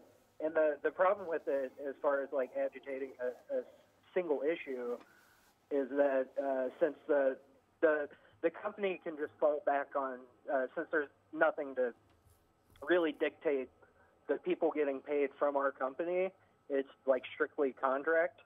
The company can be essentially have a fail-safe and just be like, well, we don't do that. You guys need to fucking talk to your, contractors. Okay, yeah. I mean, that was so there's sort no of what baseline precedent. That's what the cable company sort of was too, was like, well, they always had contractors on the outside. So they had outside contractors and in-house, and they could staff the place with all contractors if they ever had to, if a union started to form. And that's what I think prevented that from happening. But I also think that it's just, like, talking to them about a union sounds, I mean, I'm all for it. But it is going to put you in a really, it's going to put you personally in a real, like, situation with work. And also, like, the other thing is, like, maybe it is just as easy as being like, I make 14, you make 11, shouldn't we be making 15? You know? Don't you think we should be making $15 an hour? And then just seeing how that works its way into the thing, you know? Like, you're kind of already, if you're agitating with people already, you're already putting yourself in a weird situation. And I think that, like, you know, you've already taken the step at this point. I mean, if somebody tells on you right now for the things you've talked about, you're probably going to be deemed like a troublemaker, you know? Well, so, yeah, but, I mean, fuck it. You know what I mean? Yeah, like, I know the feeling. I mean, you know, I'm just like, I'm at a point where, like, I'm just like, dude, what else is there? You know, like, I was talking to a friend of mine yesterday, and she's so sweet, and she has such a kind heart, and I always hate to ruin it whenever, you know, she's, you know, if she says something, because she, you know, she's a liberal, but she's like, you know, pop smoking hippie kind of liberal. And she'll say something, and I'll have that moment that you guys were talking about. I love that. And we were talking about that, and she's like, "Well, why do you care so much?" And I was like, "Well, fuck, man. Like, why not? Like, if I'm not like working towards like people like fucking being liberated, and I hate to use that kind of terminology because it sounds cliche, but it's like what the fuck else?" Well, you're doing something. I can always get another job. You're doing something for yourself too, you know. Like, there's a lot of times when you're talking to like a liberal or something like that, they need to know that you're doing something that's in your self-interest too. You know, like they want to feel like, why would you do this? Why would you put your neck out like this? And the reason is because it makes it better for everybody. Well, if they strap a gun on my hip, I want 20 an hour. You know deserve it. Look, if you're expected to even pepper spray people, I mean, $15 an hour is, look, it's not a lot of money now. Like these companies can afford $15 an hour, and like. Well, that's the thing. Our office is like getting fucking renovated right now. We just picked up like a fucking like $750,000 contract.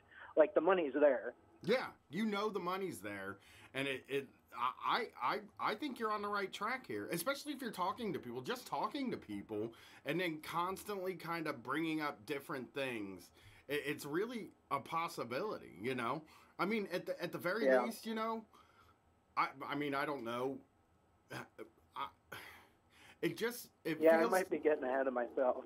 It feels to me like you're doing the right thing, and you can have these conversations and start to try to start to kind of talk about what possibilities there are out there with solidarity, letting people know how important they are, because a lot of people don't know how important they are to their job. Like, it's just, most of us don't think like honestly, most of us don't think like you do even. Like, where it's like, they need me to do my work. If I'm doing this, I deserve this much.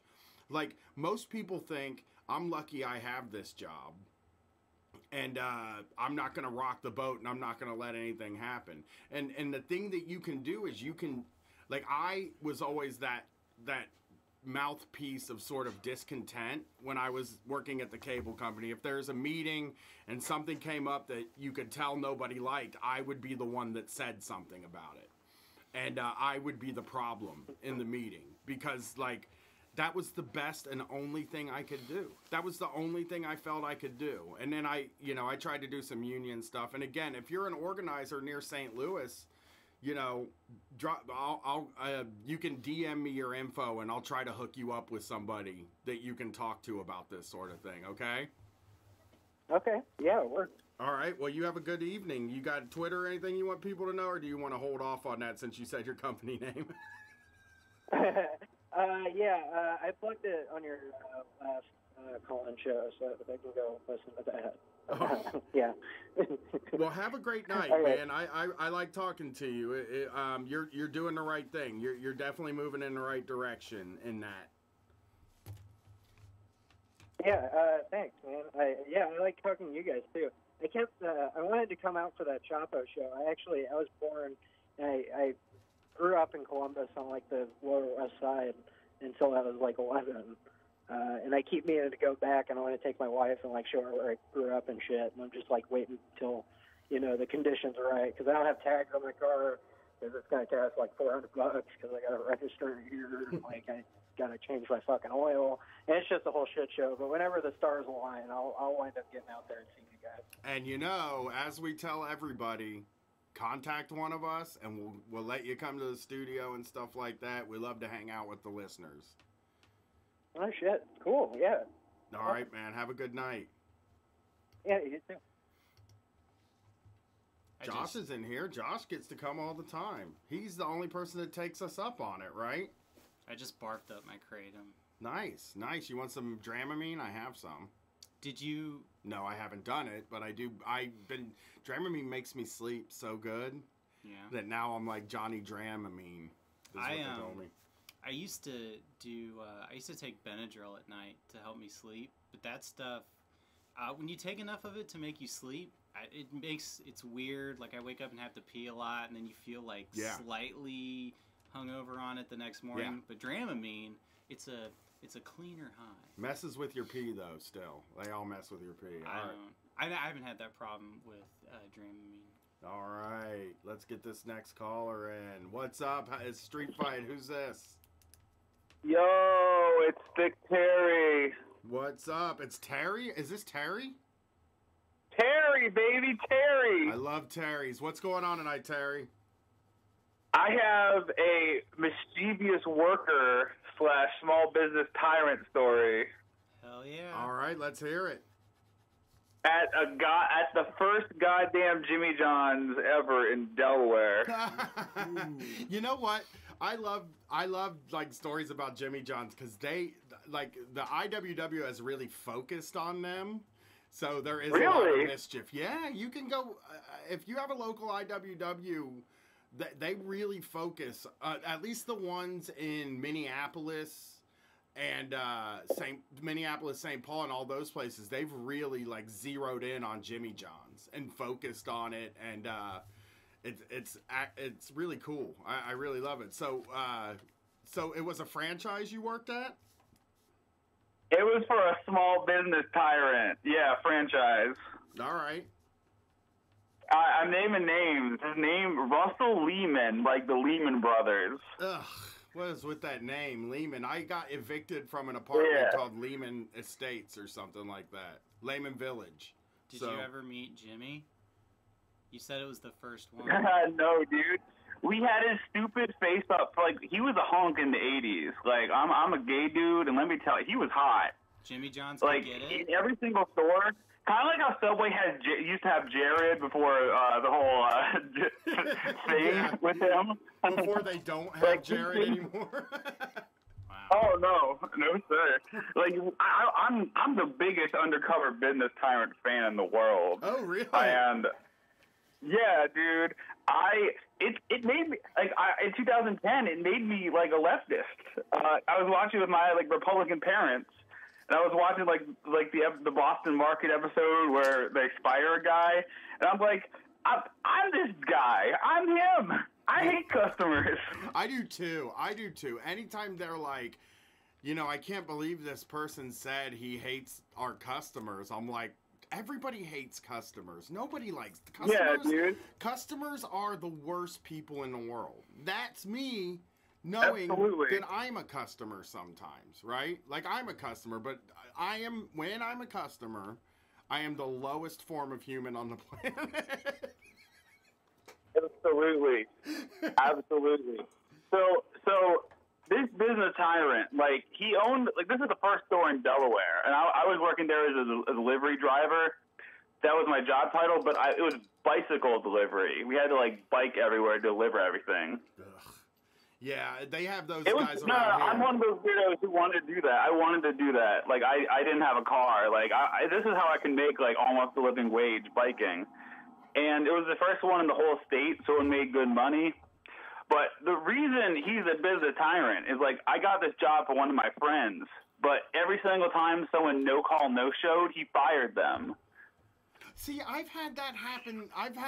Like, that has always been the punishment that I think every job does that. A no-call, no-show is a firing, unless No, dude, it's an at the job I work emergency. at now, it's like, I work at, like, a corporate place now. I don't want to say what it is. Like, we're at, like, a restaurant. It's a way better job. I moved out. I'm in Olympia, Washington right now. It's great. Like, speaking of, y'all still doing that tour? I already asked off on the 5th and 6th. So I'm trying to get the Seattle show and the Portland show. We'll be at both. Yeah, we're going. Hell yeah. The flights are booked. The hotels are booked. The car is. Hell yeah. The rental car is booked. We are coming to the West Coast. Hell yeah. I'm going to be at Seattle and Portland, so you can't reuse the jokes. Well, you're going to hear some of the same stuff, but generally, like, the way these. So, like, especially with Seattle, is a new show. Like, it's something we've never done before. So, you're going to hear the first version of it, and then you're going to hear the second version of it. So, it'll be... Word. Who knows what it is. So, we haven't written it yet. But, like, the way that it works is we sort of decide what we're going to talk about. And this is how it worked last time. We decided what we were going to talk about in Chicago, and then... we did a rough approximation of that in Minneapolis, and then a better approximation of it in Des Moines. And then just as we went, the show gets tighter and stuff like that. But we do it, like, roughly about half of the show is audience participation. So we can't do the same shit over and over again. Oh, okay. Word. Okay, but back to the story. Like, this guy, Russ Lehman, he just kind of hired his buddies. Like, he was, like, probably 35, and he just hired his, like, stupid college buddies to be, like, managers and assistant managers of his, like, 6 stores. And one of them, his name is Rob Gore, and he was, like, the most racist guy I ever met. Like, he was an assistant manager. He's paying, like, $9.80 an hour or something. And he'd just be like, whenever someone wouldn't get a tip, he'd be like, "Was it a black guy?" Oh boy. Like this is just like this. Like, yeah, this was in Delaware, dude. Like, this is. I'm just like, what? Like, he just had beef. Like, this manager had, like, beef with everyone. So, what I like to do, this is the mischievous worker part of the story, is that I was a delivery driver. I, like, rode my bike, made tips. It was great. Whenever we got, like, a phone call, I had to take orders too. Whenever I got, like, a rude customer, I'd, like, tell them to, like, fuck off. Like, I'd be like, oh yeah, have a great day, suck my dick, and then, like, I'd, like, hang up. And then I'd, like, take a delivery and walk out the store. And then, like, they'd be like, can I see your manager, blah, blah, blah. I want to, who did this? And then they'd call back asking who did it, and, like, they'd ask to see the manager, and I'd just be outside the store laughing my damn ass off. When they say, can I speak to the manager, the best thing in the world is to say, I am the manager. And, like, then they have to... I never had the stones to try that. Yeah, I did that once at the call center I worked at. I was being an asshole to somebody, and I knew I was being an asshole on the phone because they were rude, you know? It's like... Yeah, I know, dude. This person's rude. I was working at a call center, and I would just straight up just be like, and mean. Just because, what are you going to do, really? And then they would say, let me speak to your manager, and I'd be like, I am the manager. Then, of course, they would call back later, and I would get in trouble for it, but it was always funny when they had to deal with being like, I can't even get a manager on here because this guy is saying he is the manager. Correct me if I'm wrong. Yeah, dude. Like, I would never, like, why? Because, like, we didn't have any, like, you didn't have to log into any account. We just had phones. Like, this guy was cheap. It was just phones, and, like, we had, like, a little computer system, but, like, there was no, like, ID codes or anything. Like, it was... I did that at least, like, 15 times, and he's just like, I'm sorry. And he's like, who the hell was on this phone? And, like, me and my buddies would just be, because I worked here with my three buddies who all got fired before I eventually, like, quit. Because, like, my friends are all a bunch of jackasses, and we'd all do this. Like, I just, like, whenever I see someone, like, slam down the phone and run out this door, I'd be like, oh, man, here it comes. That is fucking awesome. If you're working at a gym, there's no login. There's no login, you're free. It's like they've released the shackles from you, and you can be whoever you want. This guy deserved it so worse. He was the dumbest and the worst. His name was Rob Gore. He eventually, like, got moved around for being too racist to, like, one of the Mexican employees. But, like, the manager moved him back because he was like, this is too far away from where I work. Yeah. So, like, the owner moved him back. Yeah, there were a lot of guys at the cable company. There was this guy that in my first, like, week, he pulled me aside and told me a racist joke. And, like, he just basically thought I was his buddy. So he would just... And, like, the thing that always makes me sick to think about, because I never said anything about it, and now when I think about it, is he used to... I hate to, like, even, like, say the stuff, but he used to call the black employees Mondays, because he would say nobody likes Mondays. And that was his joke. Dude. And he would just run around all day saying, I hate Mondays. And everybody would be like, yeah, I do too. And I was like, ugh, this guy's just being racist right now. That's so stupid, dude. Like, no one's going to figure out my code. Yeah, it is a stupid but I think people knew. I think he went around and told people that he thought were his friends or that he could trust.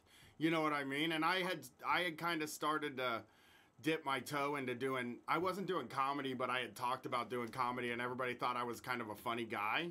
So, therefore, you gotta be, like, down with his super just obvious and not even thought out racial jokes. Like, black people are Mondays. Who can figure that out? Yeah. So he would tell me jokes constantly. Yo, name this guy's name on air. Name his fucking name. I can't remember his last name. His name was Rodney. I wish I remembered his last name. That's such a Rodney move. Rodney. He was the warehouse manager. And so he was a manager, too. These people are always managers. I know. These people... I know. Well, that's part of how you get there. That's how you know. That's like when somebody says there's no more racism anymore. I'm always like, well, yeah, there is. Like, if you're me, you get to hear it all the time, you know? Like, I didn't know at the time. Like, I should have said something at the time, you know, and I always think about it, but it's like, what are you going to do? I couldn't do anything about it. I mean, they would have rather fired me than him any day of the week, you know, especially if I started causing trouble for them. Yeah, especially this guy. Like, this is the same situation with my ex-manager, Rob Gore. Like, he was just his buddy. Like, it didn't matter what I'd say. Yeah, you couldn't really do anything. Like, one time, like, he was... he was also getting paid like less than $10 an hour. That's what I've heard about that place. Is Jimmy John's, they make everybody a manager. Yeah, exactly. Dude, oh my God, dude. Like, Jimmy John's managers, like, they hated the bike delivery drivers because it was the first one in Delaware. It was making minimum wage plus tips. Like, when I first started, like, 2014, I was making, like, fucking $20 an hour a night because of tips. And they knew this, and they hated us because they had to do all of our tips because they didn't trust us to do anything. So, like, there was this one black employee named, not named, let's call him Tarad. And, like, Rob Moore, like, it would be like 3 in the morning. We're just like doing dishes and sweeping up, and he'd be like, "Gerard, you need to pull your pants up right now in my store." Yeah. So I'd be like, "Your store." Well, I loved him. He was my hero. He was basically Sky from Undercover Boss from the buffet episode. He would just be like, "It's your store? I think y'all make like $10 an hour," and it's like I don't see your name on it. And then he'd just get so mad and send him home. Yeah. But none of the assistant managers could fire anybody. Gerard didn't want to do any the closing work because you weren't getting tips for that. And he'd just do that every night. He'd be like, "I'm gonna get raw pissed tonight." Yeah. It was the best. Yeah, I mean, And then he just do it. anything you can get back from those people, and any way you can make their life hard is always great. Yeah. And Rob would say to me, because I feel like these people, racist managers, they'll be they'll confide into you their deepest racial prejudices before they confide in you what their last name is. Yeah. Yeah. He was telling me all this racist shit before you don't know my last name, dude. I know. I know that was the same thing with me. They just look at a white dude of a certain age and they think you're cool with it, Yeah. Well, thanks for calling in, man. That was really cool. We gotta get some more calls in. Yeah, peace. I'm looking forward to seeing y'all in Portland and Seattle. We'll be there. I just requested off work, so I hope they give to me. All right, we'll be there. Come up and talk to me after the show. One more thing. Y'all did Sky dirty. I think one of you called him a bully in the description. Sky from Buffet World. He's a hero. He's not a bully. The Buffet World guy's just a pussy. I don't know who. He's not a bully. I don't think. I think. This entire is propaganda. It's anti-worker propaganda, and they didn't show all the other contexts which was going on. No, I agree. Sky's a good person. Sky kicked ass, I would say. I love Sky. Me too. I was trained by the Sky. Yeah, real quick before I go, I have a great job now. I work for a corporate place, but I made $10 an hour as a dishwasher, and it fucking rules. And I was trained by a clone of Sky. I swear to God, it was the best. But thanks so much. Peace out, dude. Later, man. Good night. Yeah, you got that mean employee that yells at you when you first start. As Jimmy Johns could get it. Yeah. Today I learned. Yeah. All right. We gotta roll through these now. Everybody that's on hold, we have about 50 minutes left, and there's a bunch of you. So I'm gonna see if I can get you all. So be concise. Oh shit! I almost dropped that call. Hey, what's up? It's Street Fight. Who's this? We lost one. We got Skelly. This person waited 53 minutes. I'm going to give them time, Josh. I got to give them time. You owe them that because you almost fat-fingered it and banned them. I almost dropped the call on them, yeah. I think they're gone. I thought, well, next person. Hello, are you there? Oh, hello. We're here. Woo, that was close. What's going on? Who's this? Oh, yeah, sorry about that, man. I'm going to have to go Terry on this. What's up, Terry? What's going on tonight? Nothing much, man. Just calling in. I got a few stories about some trash bosses. Okay, cool. Let's go. One of them, I worked at. It was a temp job. It was a terrible job, and it was $8 an hour. And basically, it was the opening scene from Laverne and Shirley where they're watching the bottles go down the line or whatever. Yep. It was kind of like that, but it was we made those Clorox wipes. Okay. So you're watching the round little thing just roll by on a fucking conveyor belt. Did it smell good? Yeah, exactly. It was that, and then we would have to put the cap on, but we didn't press it down. You just put the cap on, and then the bottle would roll down, and then this other machine would press it on. Okay. So it was just putting the caps on, and then it was a miserable job, man. Oh yeah. And at the end of the day, they would have bottles that were rejects. So, like, the labels were messed up, or if the can was crushed or whatever, or something like that, it would go in the trash. Okay. And the supervisor one time, he caught this guy that was like trying to get the bottles out of the trash and take them home or whatever. Okay. That seems fair. And he was telling us the story like all proud about how he caught this guy, and he told him, you know, you're not allowed to take those home or whatever. And then he actually came back at night and sat in his truck and like watched the dumpster, and the guy came back to get the bottles out of the trash, and this guy caught him and like called the police and everything, fired him and everything. Like, and it's just like, who was it? Just like a mid-level manager? Like, was this the actual like plant? No, he wasn't. He wasn't like the owner or anything. He was just a mid-level manager, and then he was telling us this the next. He was telling this story the next day with pride, and then people were like, I mean, I guess, you know, people got to kiss ass or whatever, or they feel like they're obligated to, and everybody was just kind of like he was treating him like he was a hero or whatever, and I was just like sitting back like, who gives a shit? Yeah. Like I wouldn't care at all. It's garbage. Like, I mean, I would have helped them put that shit in the truck. You know, I wouldn't give a fuck. Yeah, it's trash. They throw it in the trash. Here's what was happening. I'm sure if this was like, I don't know if this was in the time, but he was probably just selling them to like cleaning companies and shit like that, and they would buy them and use them, and then he would make a little extra money because they were paying you $8 an hour. Yeah, probably, or maybe he was just using them at the house, you know, or whatever. I mean, whatever that guy was doing with them, like, who gives a shit, you know? Like, I know. Can you imagine being proud of like waiting in your car when you're off the clock? Like, you're off the clock, you get off, you could go home and be with your family and sit down and have dinner with your lovely partner and their kids, and you can, you know, read a story to your kid before they go to sleep, and instead you're sitting in a parking lot waiting for a guy to steal trash. I bet that idiot feels so good about himself. Yeah.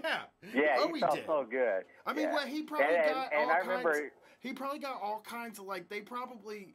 I mean, I'm.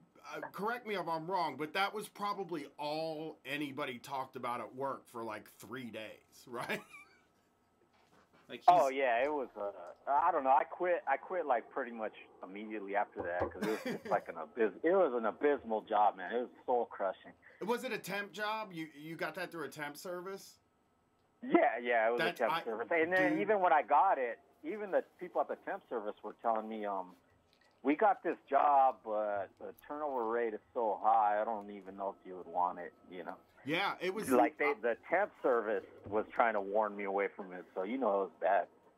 Right, I did a few temp jobs, and there was this one day where they just sent me to a parking lot in front of, like, an office building, and they dropped off all the cubicles for the office building, and we had to go and get them and take them inside to the place and like put them together. And they were paying us $7 an hour to do it. And this dude just spent all day screaming at us. He was like the meanest guy. And it was just like, he knew we weren't going to be back. Like, I didn't go back the second day. I was supposed to go back a second day. I was like, I'm just not even going to fucking go. Because the other temp job I got was at the Bath and Body Works warehouse. I worked there. And I was a box maker, and I never got another job there. The whole time I was there, I stood at the end of a pick and pack line and made boxes and pushed them up on the line. That's it. That was all I did. And just like you, man, that was miserable. See, I don't know. I guess my brain is kind of broken. Like, I could do that shit all day. It's not good. I mean, it's like what he was saying with the bleach bottles. It sounds like something you could do forever. But when you're in the act of doing it, when you're on like hour 6 of it, you're like, this fucking sucks, man. This is like the worst way that I could spend my day. Yeah, you couldn't listen to music or anything. It was like they just wanted you to concentrate on this bullshit. Yeah, and they would yell at you if you talked, probably too, right? Like you'd be trying to bust balls with your coworkers, and they would get mad at you for that too. It's like I remember one time. Yeah, we were laughing about something, me and then the manager, the same asshole was like, "What's so funny around here? Why's everybody laughing? Get to work." You know, that type of shit. Yeah, it's really like I worked at a job probably when I was 19, and it was at a mail sorting place. And it was basically these really long lines of machines that sorted mail by zip code. And you had to walk up and down all day and just put a thing in a box that had the zip code on it. It sounds like the easiest job in the world. It was 8 hours every day of just that. That was all you did. And you couldn't talk to anybody else because if they caught you talking, they would come over and yell at you. They had like a point system there where they could give you points for talking. They could get so it was like you just don't even there's no solidarity because you don't fucking know anybody. You know, I was making $6 an hour. So, what you got another one? Yeah. I got a couple more. The next one is I used to work in a warehouse, which, I mean, you know, I think you guys have worked in warehouses too, right? Oh yeah, me and Brett have. Yeah, I have worked in a few. Brett was more the warehouse guy, but yeah. Yeah, so you already know the dynamics, and then it was like I'm out here in Arizona, so it's ruthlessly hot out here, and you know, they got no air conditioner, nothing like that, and then we used to have to flip pallets, you know, because they needed the items sorted, so you'd have to get the stuff that was underneath the bottom, you'd have to flip it, so you'd just be sweating, dripping sweat. The manager would be telling us, "This is why you should go to college, guys. You guys should have went to school," like things like that, like just talking trash, you know, like while we're working, you know. It's just one of the most. He was like arrogant, just ruthless. See, I think you should be able to tase those people. Well, for me, it's like the you should have gone to college thing. It's like you should be able to get that job and just have it. For like that job should pay you enough that you don't have to go to college. Somebody's got to do it. And it has to get done. You don't have to go to college to do it. There's plenty of people that don't want to go to college, and there's plenty of people who just want to do 8 hours and go home. You know, they don't want to exactly. live their whole life with work. I mean, I basically, and my job is easy, but like I am always at work all the time, 24 hours a day. I'm always at work. I feel like I'm working all the time. And like, it's a different kind of feeling than I had when I had a job that I could not care about the rest of the time. I go in 8 hours, get out, have panic attacks about it for a few hours, and then kind of get high and calm down, you know? But like, so there is it's a benefit in a way. There are people who feel it's a benefit, and I would be one of those people. There are people who feel it's a benefit to not have to be at work. Like, my whole job is just this warehouse for the 8 hours I'm here, and when I leave, I don't want to do anything.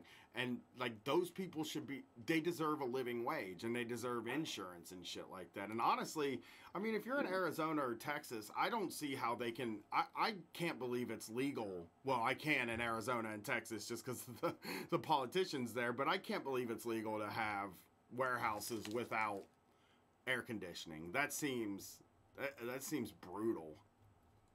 I mean, there's probably was brutal. It was brutal. I mean, even the UPS man would be coming through delivering packages and just be soaked to his armpits with just sweat, you know, like, because they're not even allowed to have air conditioners in the trucks. Yeah. Okay, we got one more. We got time for one more. Oh, no, yeah, but so one time, and this was like a good show of workplace solidarity. I was on the forklift, and I was taking a pallet off, and I got it caught like in a corner, and the box ripped, and like all these nuts and bolts and screws and everything just fell to the ground, and that same manager was there, and he just started laughing, and he was like, you know, like, you guys are gonna have to pick that up. And I just hopped off the forklift, and me and a couple coworkers, we just hopped in my car and we just drove away. Still remember that dude's face watching us drive off the job, and he was just looking at us with his hands up, like, what the hell? That's fucking awesome, man. Well, thank you for calling in. And then, real quick, man, let me get this for it. last one. Go for it. This was like right out of high school. The same, like, it's like all I get is shit jobs apparently. But this guy Me too. was he was the owner of like a pizza place, and it was like a pizza place, and he only hired me because I worked for like a rival pizza place, and then I guess he thought I had insider information or something because like when I got the job, he promised me all these, you know, hours and all this other stuff, and then when I got the job, he was asking me like the other places, like, you know, how do they make the dough? How do they make the sauce? And it's like I didn't have nothing to give them because it was all proprietary stuff, you know what I mean? The stuff just came in bags. Yeah. But they get it. If you're working at a fucking chain, they get it in a big bag, and you just dump it in a thing. Yeah, exactly. It's just a big bag, and it just says, you know, pizza sauce mix or pizza dough mix or whatever. But this guy thought that I was gonna like tell him, 2 teaspoons of yeast and and a cup of flour or whatever. But they had an ice cream. This guy was a trash human being. He would have also been caught up in the Me Too movement because he would hire nothing but like cute high school girls too. So of course. That's the only reason. I mean, it was only cute high school girls and then me from high school, but only because he thought that like I thought, you know, like I had some kind of insider information. He's But, trying to do corporate espionage with you. Yeah. And then this place also had a ice cream station, and he said he wanted us to get the ice cream cone and just put a scoop of ice cream on top. Don't fill the cone, he said, because, you know, that's a money waster. So just put like a big scoop of ice cream on the cone and then give it to the customer. And then, of course, nobody's going to fall for that, you know, so because they're watching you fill the cone, and then you'd be putting one scoop on there while he's over there looking over your shoulder, and then the customer's like, you know, can you fill the cone up? Can you put some ice cream in the cone? And then he's over there reprimanding you like, yeah, you know, like you idiot, you gotta fill the cone up. Oh man, I hate dudes like that. That is the most cowardly manager move. Managers do it all the time too. You'll be doing something they told you to do, some ridiculously stupid cheap thing that they told you to do. And then they'll be like, oh, I can't believe you're doing this really cheap thing. God, what's wrong with you? Yeah, that guy was trash, man. And it was like his third or fourth business that he opened, and they all went out of business. And, but the last time I was in town, I saw him driving a truck, and he had another business's slogan on the back of his truck about carpet cleaning or something. Oh man. He's just a small business guy. He's just a hustler. That's what he is. Yeah. The thing is, like, you're like, part of you is like, I kind of admire the hustle that you've somehow been able to get money over and over again to open a failed business. But it's also like you're a manager, and then you're like, when he's your manager, then it's hell because he's a hustler, you know? Yeah, we robbed that guy blind too, though. After, I mean, like, I took everything from that place, man. Like, they used to make sandwiches, so we were at the house with those big turkeys and roast beefs, like, that you put in the slicer, just making sandwiches, just cutting meat off of those, and yeah, it was good, man. Like, yeah, because also too, it was like a 5% discount for working an 8-hour day for a meal. You got like a 5% discount, so. Yeah, I didn't even feel bad, man. Like, yeah, at the end of the shift, I was just chucking big turkeys and roast beefs into the back of my car, no problem. That fucking kicks ass, man. 5% discount translates to please steal from me. Yeah, just steal the stuff, especially in a restaurant where you know I'm making the damn food. Of course I'm going to get the food, you know? Well, thanks for calling in. Those were great. Those were great stories. All right. Right on, man. Thanks. Thanks a lot, man. I appreciate you, man. Your show gets me through a lot, man. Oh, thank you so much. I'm glad we can do that. I always got to leave the phone on while I'm getting complimented. I can't hang up on somebody in the middle of a compliment. What's up? You're on Street Fight. Who is this? They've been holding for a while. What? Greetings, fighters. It's a small business tyrant. I'm calling to let you know we're going to need you to work back-to-back close opens. And if you can't make the mandatory 7 a.m. meeting tomorrow morning, your request for overtime pay will be denied.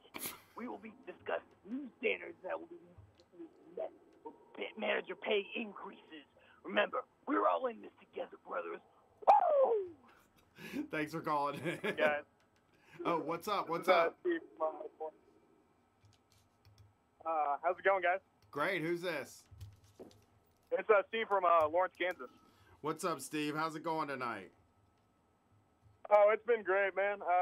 We've just been listening to the show, kind of going in between, like watching it on Twitch, and I also been on the line for a while, listening to everyone. I'm embarrassing on Twitch tonight because I'm like, I gotta tell you all the truth. I'm sort of nervous without Brett. It's weird not having Brett on the air. I hope I don't look like I just puked, because I did. Yeah, and I feel bad for I feel bad for Josh because he's lost it with the kratom and stuff. You feeling better, dude? I'll make it. You want some Dramamine, dude? All right, good. Well, what's going on tonight? Not a whole lot. So, first, I guess to answer your questions, no Christmas bonus, but I don't have to do a gift. I'm getting pressured to do like a Secret Santa thing. Are you doing it? But I don't think I'm gonna do it. The people who refuse to participate in the Secret Santa are the troops. To me, because I always did it. Thank you.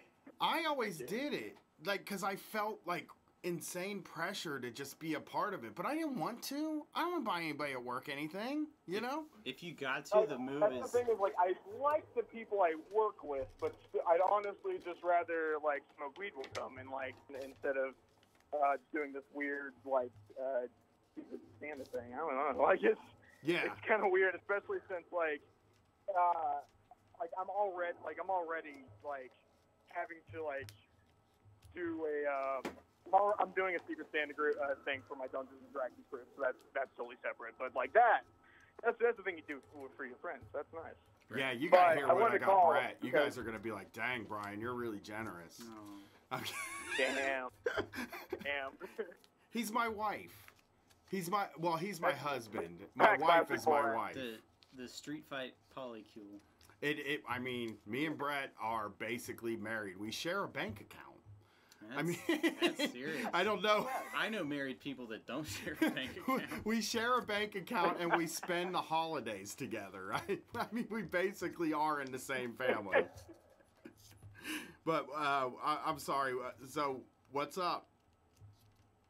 So since the holidays can be really busy for people who work in customer service, I was just curious though, what are what were your favorite things to do to get away from the fact that you're supposed to be helping out with a very busy environment? One of my favorite things to do is just listen to podcasts, including you guys. Little fun games. But what was if you had to do anything for I don't know how many customer service jobs you had to work, but what did you do anything to kind of get away from having to deal with customers or anything like that? Yeah, I mean, isn't that all customer service jobs though? When I worked at a call center for a while. Yeah. And everybody's goal was just to get off the phones. Your whole day and the whole time you spend at a call center is spent getting off the phones.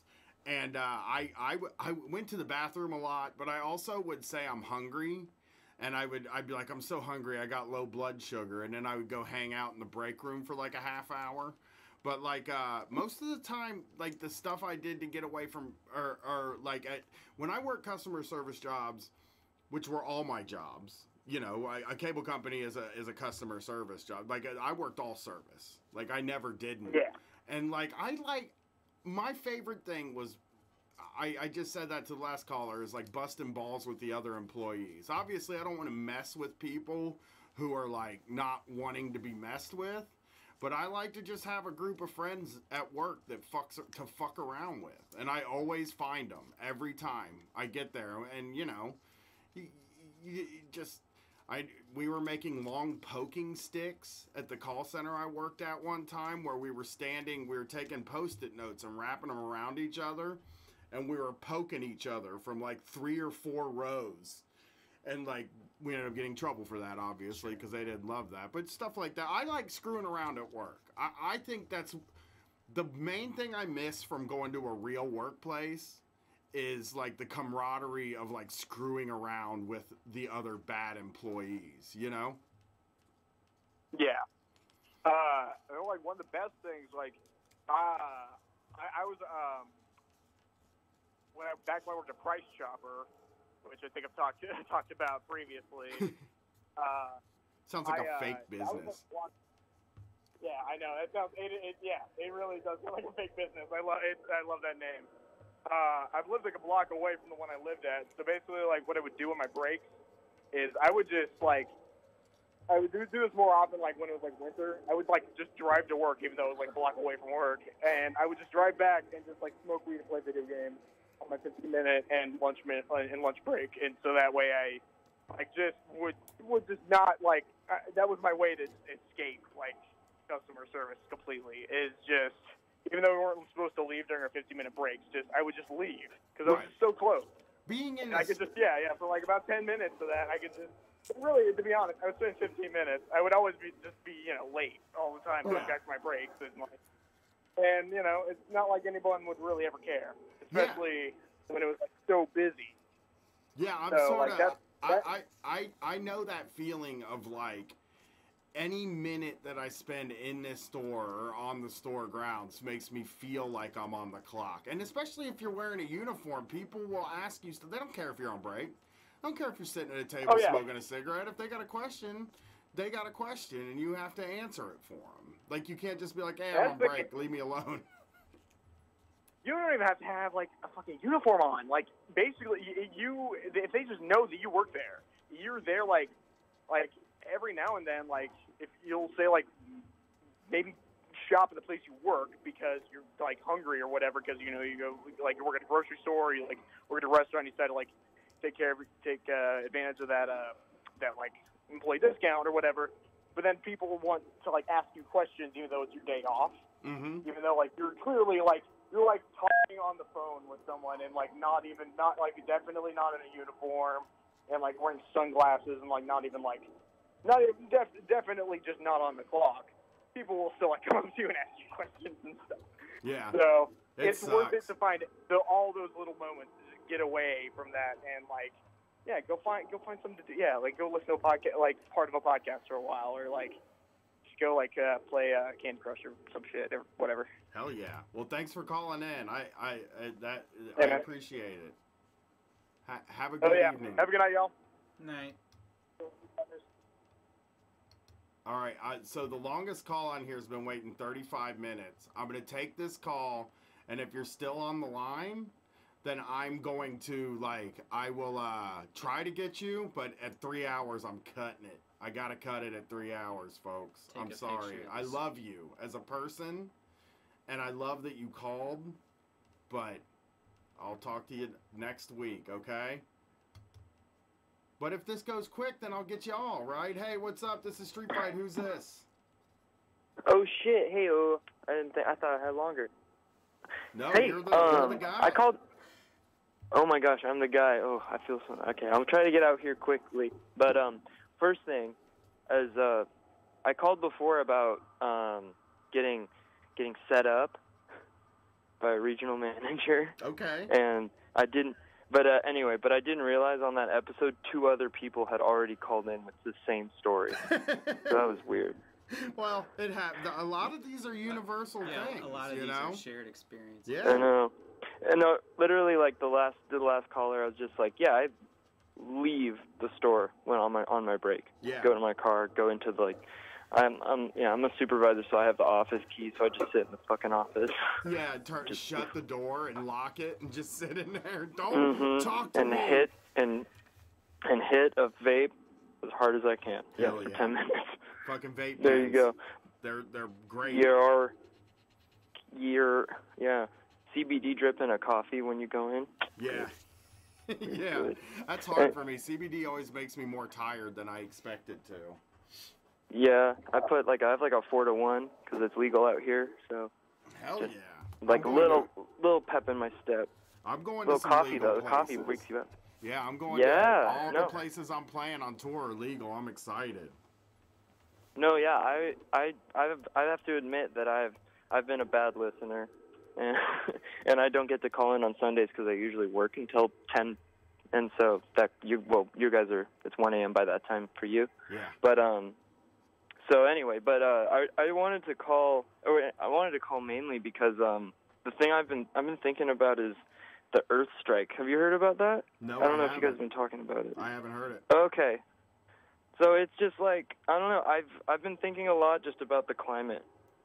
And the thing is that like if they're like I've been listening also to the Revolutions podcast like nonstop, and it's just like the idea of like historically a big actual mass movement revolution thing will only really happen if like shit gets really bad first, you know? Yes.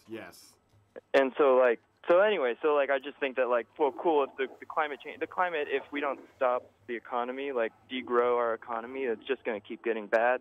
Yep. So, and I think that's probably just going to happen first, because like today they just decided to ignore the report. Oh yeah. So. Yeah, I mean. So basically, yeah. Oh, what'd you say? Go ahead. I do know that like things have to get like the average person has to feel it.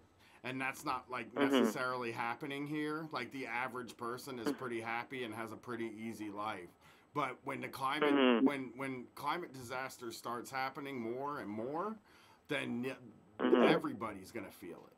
And like I mean, even people who feel it don't believe that they felt it either. I think that's another thing that people don't talk about enough is that like there are people who got who had their whole life ruined by Hurricane Katrina who don't tie that to climate change at all. Right. Yeah, and I think too it's just like the idea, like the connection of that, like growing, like fundamentally our system is, because we're pulling profit and we're always have to be producing more, like for the future, they're always pulling more shit out to make more money, and it's always affecting the climate constantly. And it's just the end of capitalism is going to be is going to be really a horrible tragedy. But anyway, so like maybe revolution can happen as that goes. But the Earth strike is supposed to be next year in September, a worldwide general strike. Nice. Well, I will definitely. That's a good like long time to set the groundwork for something like that. Like a lot of times when we start talking about general strikes, we're talking about doing them in a month or something like that. So there's a lot of concerted effort toward the Earth strike. I think it's possible. I think we could definitely make a dent in the economy if we do that. And you're right about the degrowth thing too. I mean, we joke around about, under communism we're all going to get an iPhone, but I got to tell you, we're not all going to get a lot of stuff. Like some of this stuff, some of the luxury items, like they can't exist anymore. They're going to go away. We don't need them. Yeah. Yeah, we have to also, we can't, I'm sorry I'm mentioning a bunch of other podcasts, but the Ashes to Ashes thing, then they're saying like, if we really want to stop climate change, we have to stop like flying planes. Yeah. You not all it's day. for real. Like it's, we gotta like seriously, like if we were serious, like, and actually wanted to really like it's just like, but anyway, so also the topic is so like socialist survivalists, like Yeah. I think that we should also. I think that the movement is we need to like. I think that can be a universal big thing, internationally. Like an international, like the thing in France right now. Like it's like we have focusing on. One, doing everything we can to actually stop the climate, or prevent it or slow it down, because the climate report they let out didn't take into account a bunch of shit that's gonna make it worse. Yeah. And when the permafrost melts, it's like a. Exactly. Yeah. The methane and the permafrost. 20 years worth of methane at once. Right. Yeah. That's 20 years at once. That's a huge tipping point. I don't know. I think about this stuff and I realize I'm part of the problem in admitting this, but when I think about this stuff, I just want to put a fucking shotgun in my mouth. I feel helpless. Exactly. I try not to think about it. Yeah. I mean, feel helpless. if it's any consolation, that's the point we need to get to, because we have to either feel like if we don't do something, we will die. That's true. Yeah. That's really what it is. And when degrowth is such a key word when it comes to this, because we don't, because it sucks. You know what I mean? Life is incredibly easy for a lot of people right now. I have the easiest luxury life that you can have for the amount of money I make, but I also understand that that it's gonna take discomfort for all of us. These things have to change. I shouldn't have an easy life. I shouldn't be able to burn resources the way that I'm able to make my life feel better, Mhm. Yeah. No, you can see. Yeah. I mean, there's just things we all do. I mean, you talk about air conditioning. Nobody wants to live without air conditioning. Fucking nobody wants to live without it, but it is technically unnecessary for most people to have. That's life-saving, yeah. When I lived on Guam, I was a facility manager, so I was kind of plugged into reports on energy usage, and Anderson Air Force Base, 40% of the electric bill is climate control. Yeah. Holy shit, yeah. No, there's 2 episodes, there's 2 other podcast episodes, Chapo did one, and I think maybe Saitama, but how the military just destroys places, just bombs the fuck out of them. Yeah, pretty much every United States military base is a fucking super fun site now.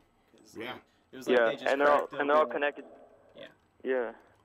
And they they're all put stuff connected to that peonage and Yeah. Fucked. But no, shit, yeah, dude. Anyway, I'm high as fuck, so I'm just rambling, but I don't know. Well, thanks for. Yeah, so I just think that that should be the cry is we need to protect ourselves and get ready, because otherwise it's going to be a bunch of the fucking Bert from Tremors, out in the world, Cliven Bundy. Or whatever. Just fucking guys just literal fucking psychopaths with 80 fucking guns and enough MREs to just fucking live it out and just riding around living out their fucking fantasies. We can't let them be the only people to repopulate the earth. I'm with you. We've got to build build Anaris. I'm with you. I love that. I love the sentiment, and I'm with you. Thanks for calling in. Thank you for calling in. I appreciate it. Right. You have a good one. You too. Fucking Bert, man. I haven't seen Tremors in a long time. I think we'll see about the last 2. Hey, it's Street Fight. What's up? Well, he's on mute. This person is on mute. And once you're off mute, you'll hear us, and we'll all sit and What's up? What's up? Who's this? Hey. Hello? Uh-oh. The connection's bad. The government's shutting them off. Mr. Skeleton. Is what's happening. He's not a skeleton. I think the government's... Jim, what's up? Jim, what's up? How you doing tonight? Oh, man, I'm doing all right. I just got fucked up. I was on some weird headphone thing, but yeah, what's going on, man? Not a lot. I just wanted to talk a little bit about my open challenge to Paul Ryan. Okay. All right. Don't say anything that's going to get you in trouble or me in trouble, please. Oh no, this is not a thing like that. This is a mutual combat situation. Oh, okay. A while ago, I challenged Paul Ryan. I mean, he doesn't know, but this is just in the out atmosphere or whatever. But I challenged him to mutual combat because here's my whole criteria. Paul Ryan goes to the gym every day. He's a big, swole, jacked up asshole or whatever. We've seen those awful Or- pictures. Yeah, we've all seen it. Like, He's kind of a hunk, and right? you know, I mean, I'd fuck him. Big Rage Against the Machine fan and a hunk. I mean, look. I mean, he's not really a Rage Against the Machine fan. I think he just saw The Matrix, and at the end, he's like, "Oh, it's a cool song," or whatever. This is rocking good He stuff. does. He said he was. He's a Rage Against the Machine fan, and John Kasich is a Linkin Park fan. Both self-professed said those words. So they're definitely I mean, not lying. has John Kasich ever drawn Gundams in like the margins of his notebook? I don't think so. That's a Well, true like- Linkin Park fan, brother. With Kasich, I think that might be a hot couch thing because I think Linkin Park has. They're big in the hot couch world. Well, they don't cuss. True. That's another reason Oh. why John Kasich would like them. They made a big deal about how they didn't cuss. Oh God. So Is there that you go. true? That is very true. Back to boxing, Paul Ryan. Yeah. So I feel like, you uh, want to box him? Yeah, box him like in a gym, you know. I like it. He's in the gym. I like it. You But, should like- be allowed to do that. This seems like the way to do it. If you want to have physical confrontations, if you Oh, challenge I'm them not gonna, and like- they'll take you up on it, then you got Yeah. it. Yo, I'm not gonna beat the guy up. Like, fuck a town hall what is this? meeting. What about a cage Yeah, match? Yeah, hey brother, listen, this is just Queensberry rules, boxing, all that bullshit, you know. I but like here's the it. draw, like Paul Ryan, he works out all the time. He's jacked. He wears those dickhead sweatshirts and backwards hats and all that or whatever. But Yeah, those are I mean, cool I don't go to the things. gym. I'm drinking a tall boy right now. Okay, so before we get off, I'm going to try and get these last two calls in. If All right. Paul Ryan, you got to box him. You want to box him. If he takes you up on it, is there anywhere where he can contact you? Or should he just use the NSA to find you? I mean, he just needs to go on Street Fight. He needs to return the call on Street Fight. All right, call in next And week if we'll you talk want to about fight want to fight Jim, okay? Paul Ryan? All right. The whoop his ass, Jim. If you two book Paul Ryan, can I please sit in? Can I be third mic? I'll book Paul Ryan and let you in. Hey, Hello? it's Street Fight. What's up? Who's this? Hey, how's it going? It's great. I just wanted to talk about that whole climate change bullshit. Yeah, fuck that guy because this shit don't make sense. And fuck Freddie Mercury because that guy is fucking gay. I treat Mother Earth like it's a bitch. So I think that guy was stoned out of his mind, and I think. Okay. All right. Later, bud. What's up? You're on Street Fight. Who's this? Hello. What's up? Who's this?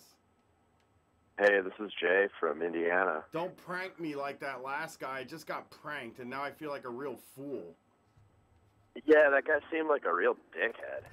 He waited 30 minutes, I think, to do that. So, Yeah, I mean, I've been listening to the show the whole time just to talk about my old shitty manager, if that's cool. Hell yeah, let's hear it.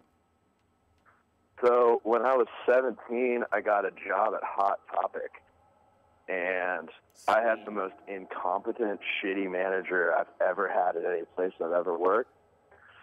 And she had me working under the table at a Hot Topic for 2 fucking months. How did they get away with that? I have no fucking idea.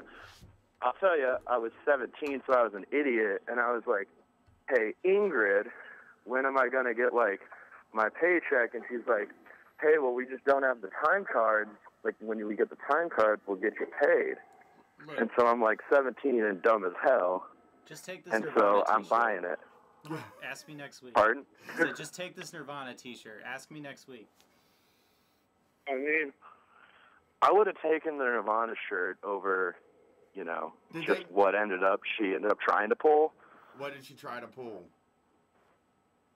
Well, so, like, we finally get my time card in, and I'm like, cool, so I'm going to get this money. And she's like, yeah, of course. And I was like, cool.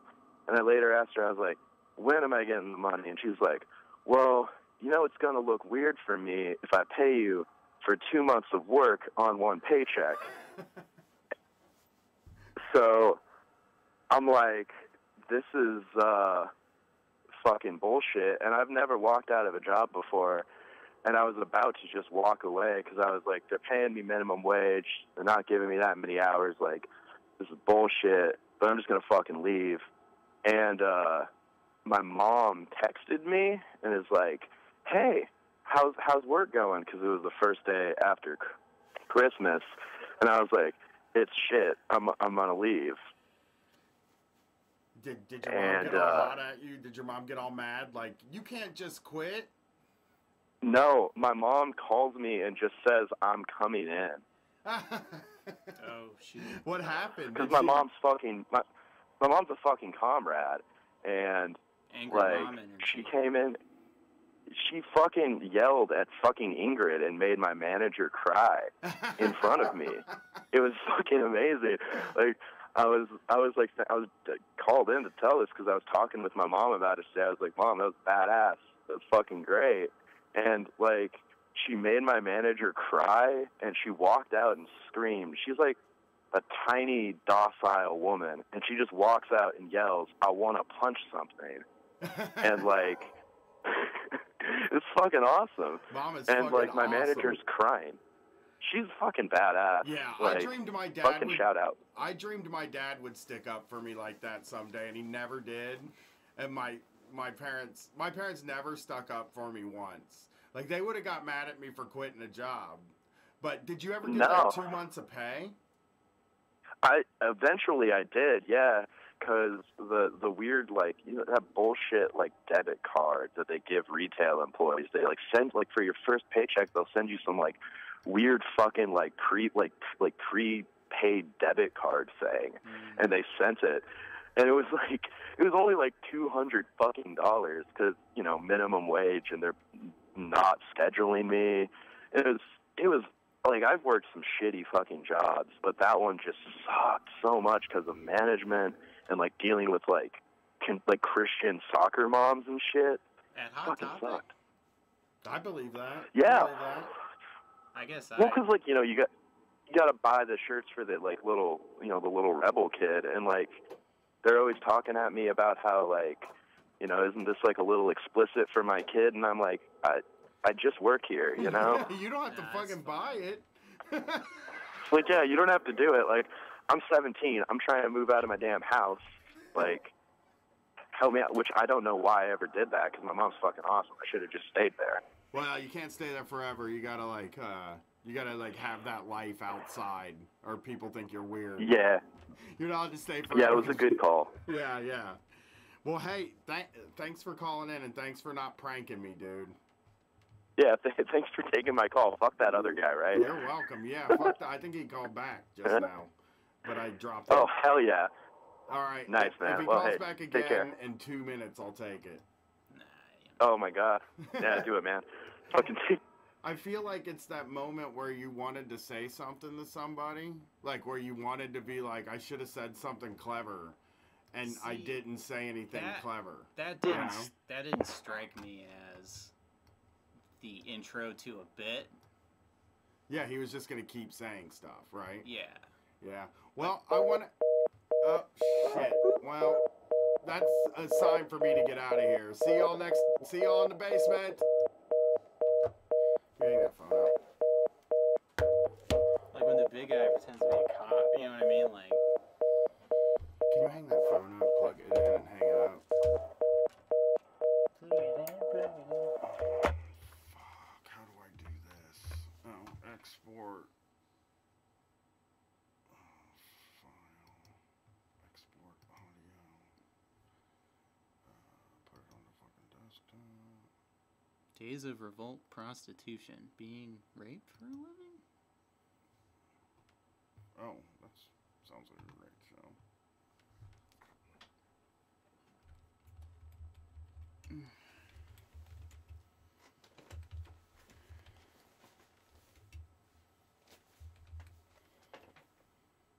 It's been more than 2 years. Like, the last time I yacked, it was like when I first started, like the first bag I ever bought. Yeah, I did a couple weeks ago, and it was shit. I gotta put all this stuff away. I can't believe I got pranked.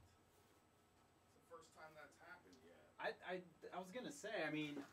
It was probably just from Twitch.